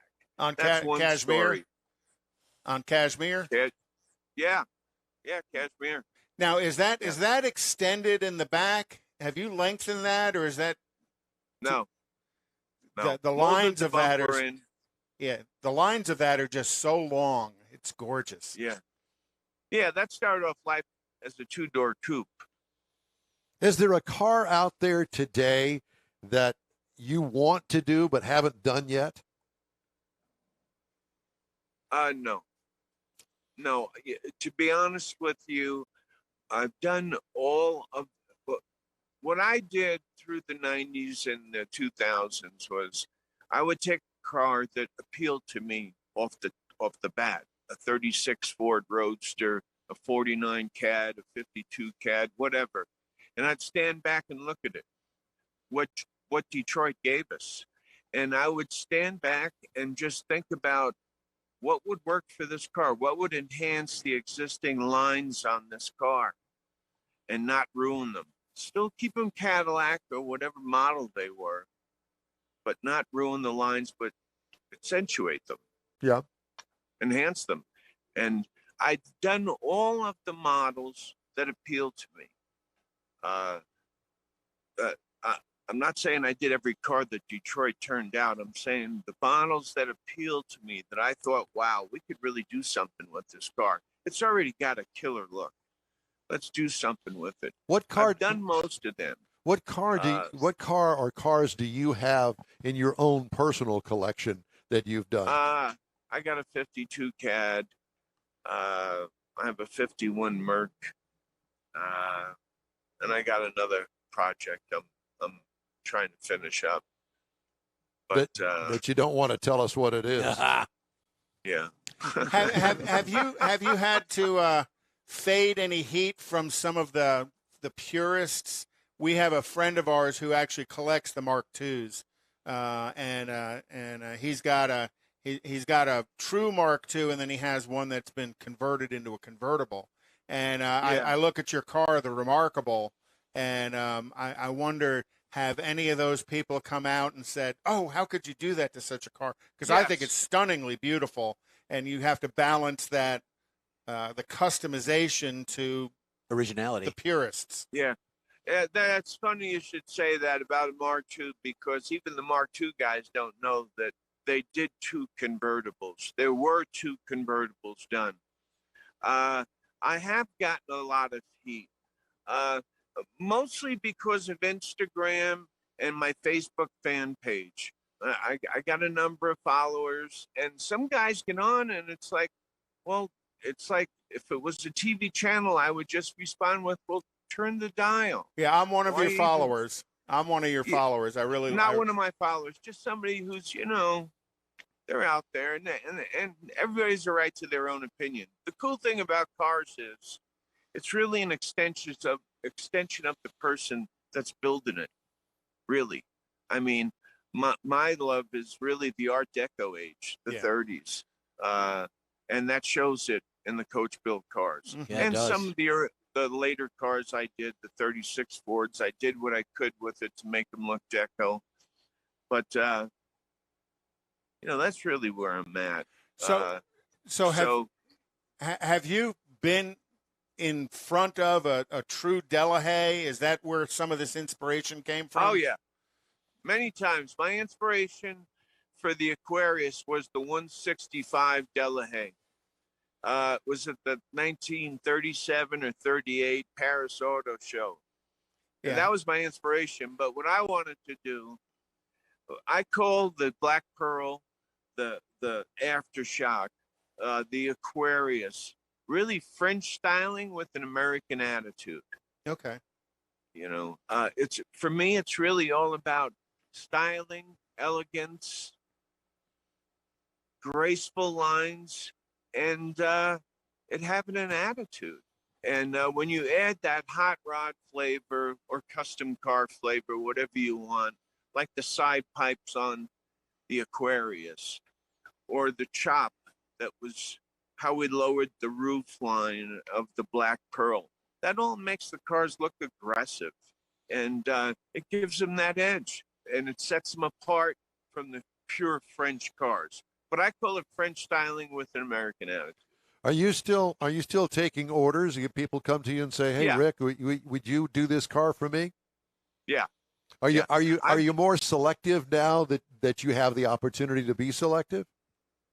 A little bit. I've kept all of the bucks from the cars that we built, or I have most of them, which is a big part of the work.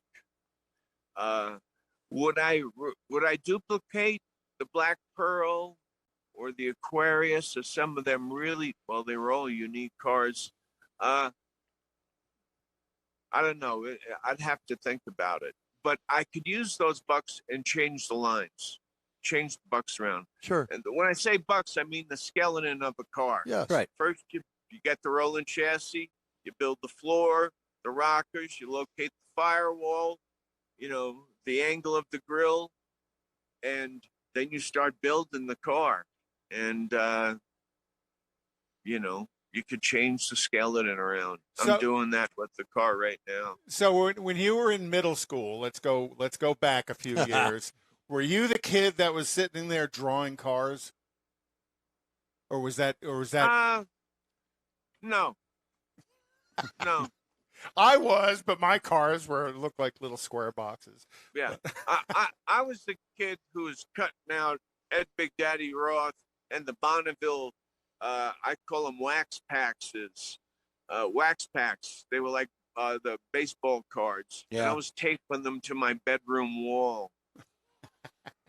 How cool is that? Yeah, we've, we're real happy to have you come on the show. We really appreciate your time coming on. We've had Gene Winfield's been on the show a number of times, and we feel that you are at his level as well. Absolutely. As far as what you do, and the range of cars you've done, from the coach work to what I'll call kind of the lead sled stuff, as well as to some of the traditional hot rod stuff when you look at Screamin' Cat and Golden Era. You know, you've really got a great range and a wonderful eye. Rick, are you going to be finishing up this secret car that you've got in production right now? Yeah.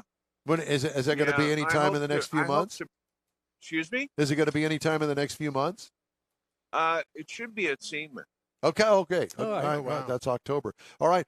Rick, I can't tell you how much we appreciate you taking the time talking to us today. And we know that your show at the LeMay Museum is Reclaimed Rust, and that's part of the James Hetfield collection in Tacoma, Washington. And we invite everybody to go on up there and take a peek at it. Yeah, I have an Instagram page, the Rick Dore, and a Facebook fan page. I post a lot of the cars, sometimes progress pictures, but yeah. And we've been showing some of your vehicles as we've been having this discussion as well. So, good stuff. Okay. Thank you for your time. Very much so. Okay. Take care, guys. Thanks for having me. You do the same. Rick Dore, Lords of the Hordes. That is cool. How cool is his design work? Yeah. You know, and to think that he sits back and looks at it and wants to extend the look of what it currently looks at. I wish he had his own car show. And kind of like Ken Diggett Designs. Yeah, rides, and to watch him build. Yeah, watch him build the cars, and his input as it goes along with the build. That would be cool. I meant to ask him, has he got a powertrain of choice, but didn't really matter because it's the style that he builds. It's All right. stunning.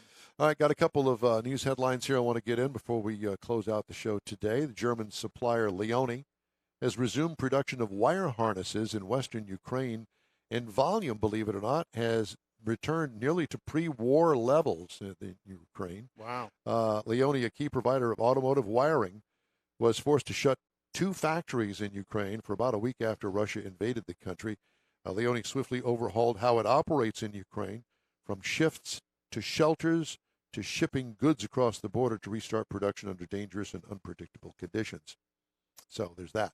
After years of dealer desire, Volkswagen on Wednesday confirmed that it will launch a U.S.-based Scout sub-brand for an all-new rugged electric pickup and SUV that'll be on a new platform and unlike anything else in the German automaker's massive global portfolio. VW Group will build a separate, independent company to resurrect the Scout name, which it acquired last year as part of its an international Scout.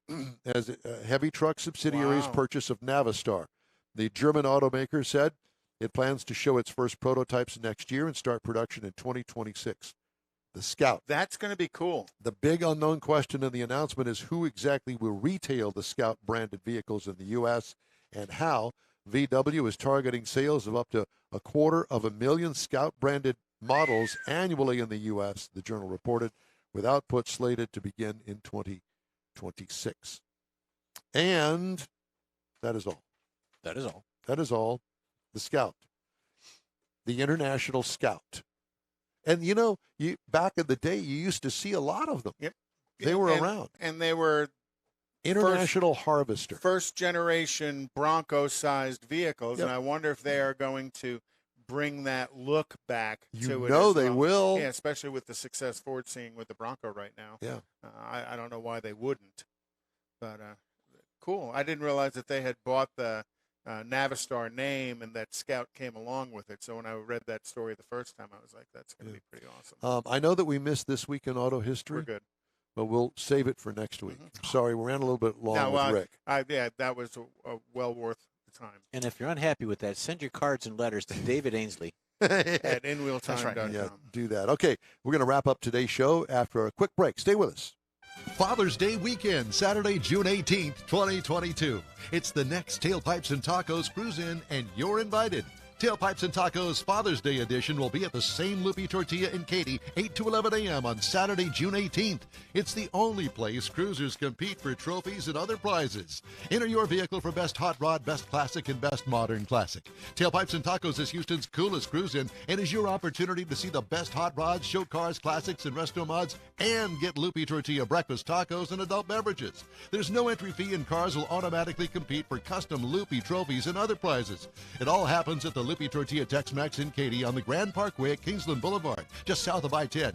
Kick off summer with Tailpipes and Tacos Father's Day edition, Saturday, June 18th. The In Real Time Car Talk Show will be there too. Celebrate Father's Day, the start of summer, and the return of Tailpipes and Tacos. Saturday morning, June 18th, 8 to 11. We'll see you then, weather permitting.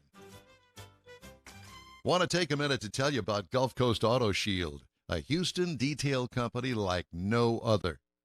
Gulf Coast Auto Shield offers paint correction services that'll give your car, truck, or SUV a like-new shine.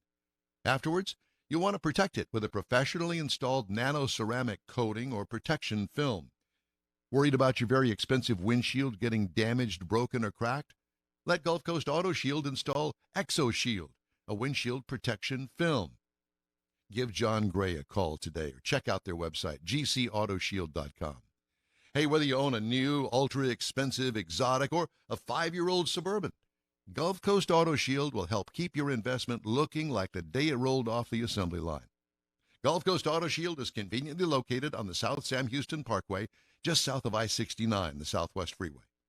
Meet the staff and check out all of their services online right now at gcautoshield.com. The In Wheel Time Car Talk Show is now part of the iHeart family. Now you'll have access to 24/7 Car Talk anytime you need a fix.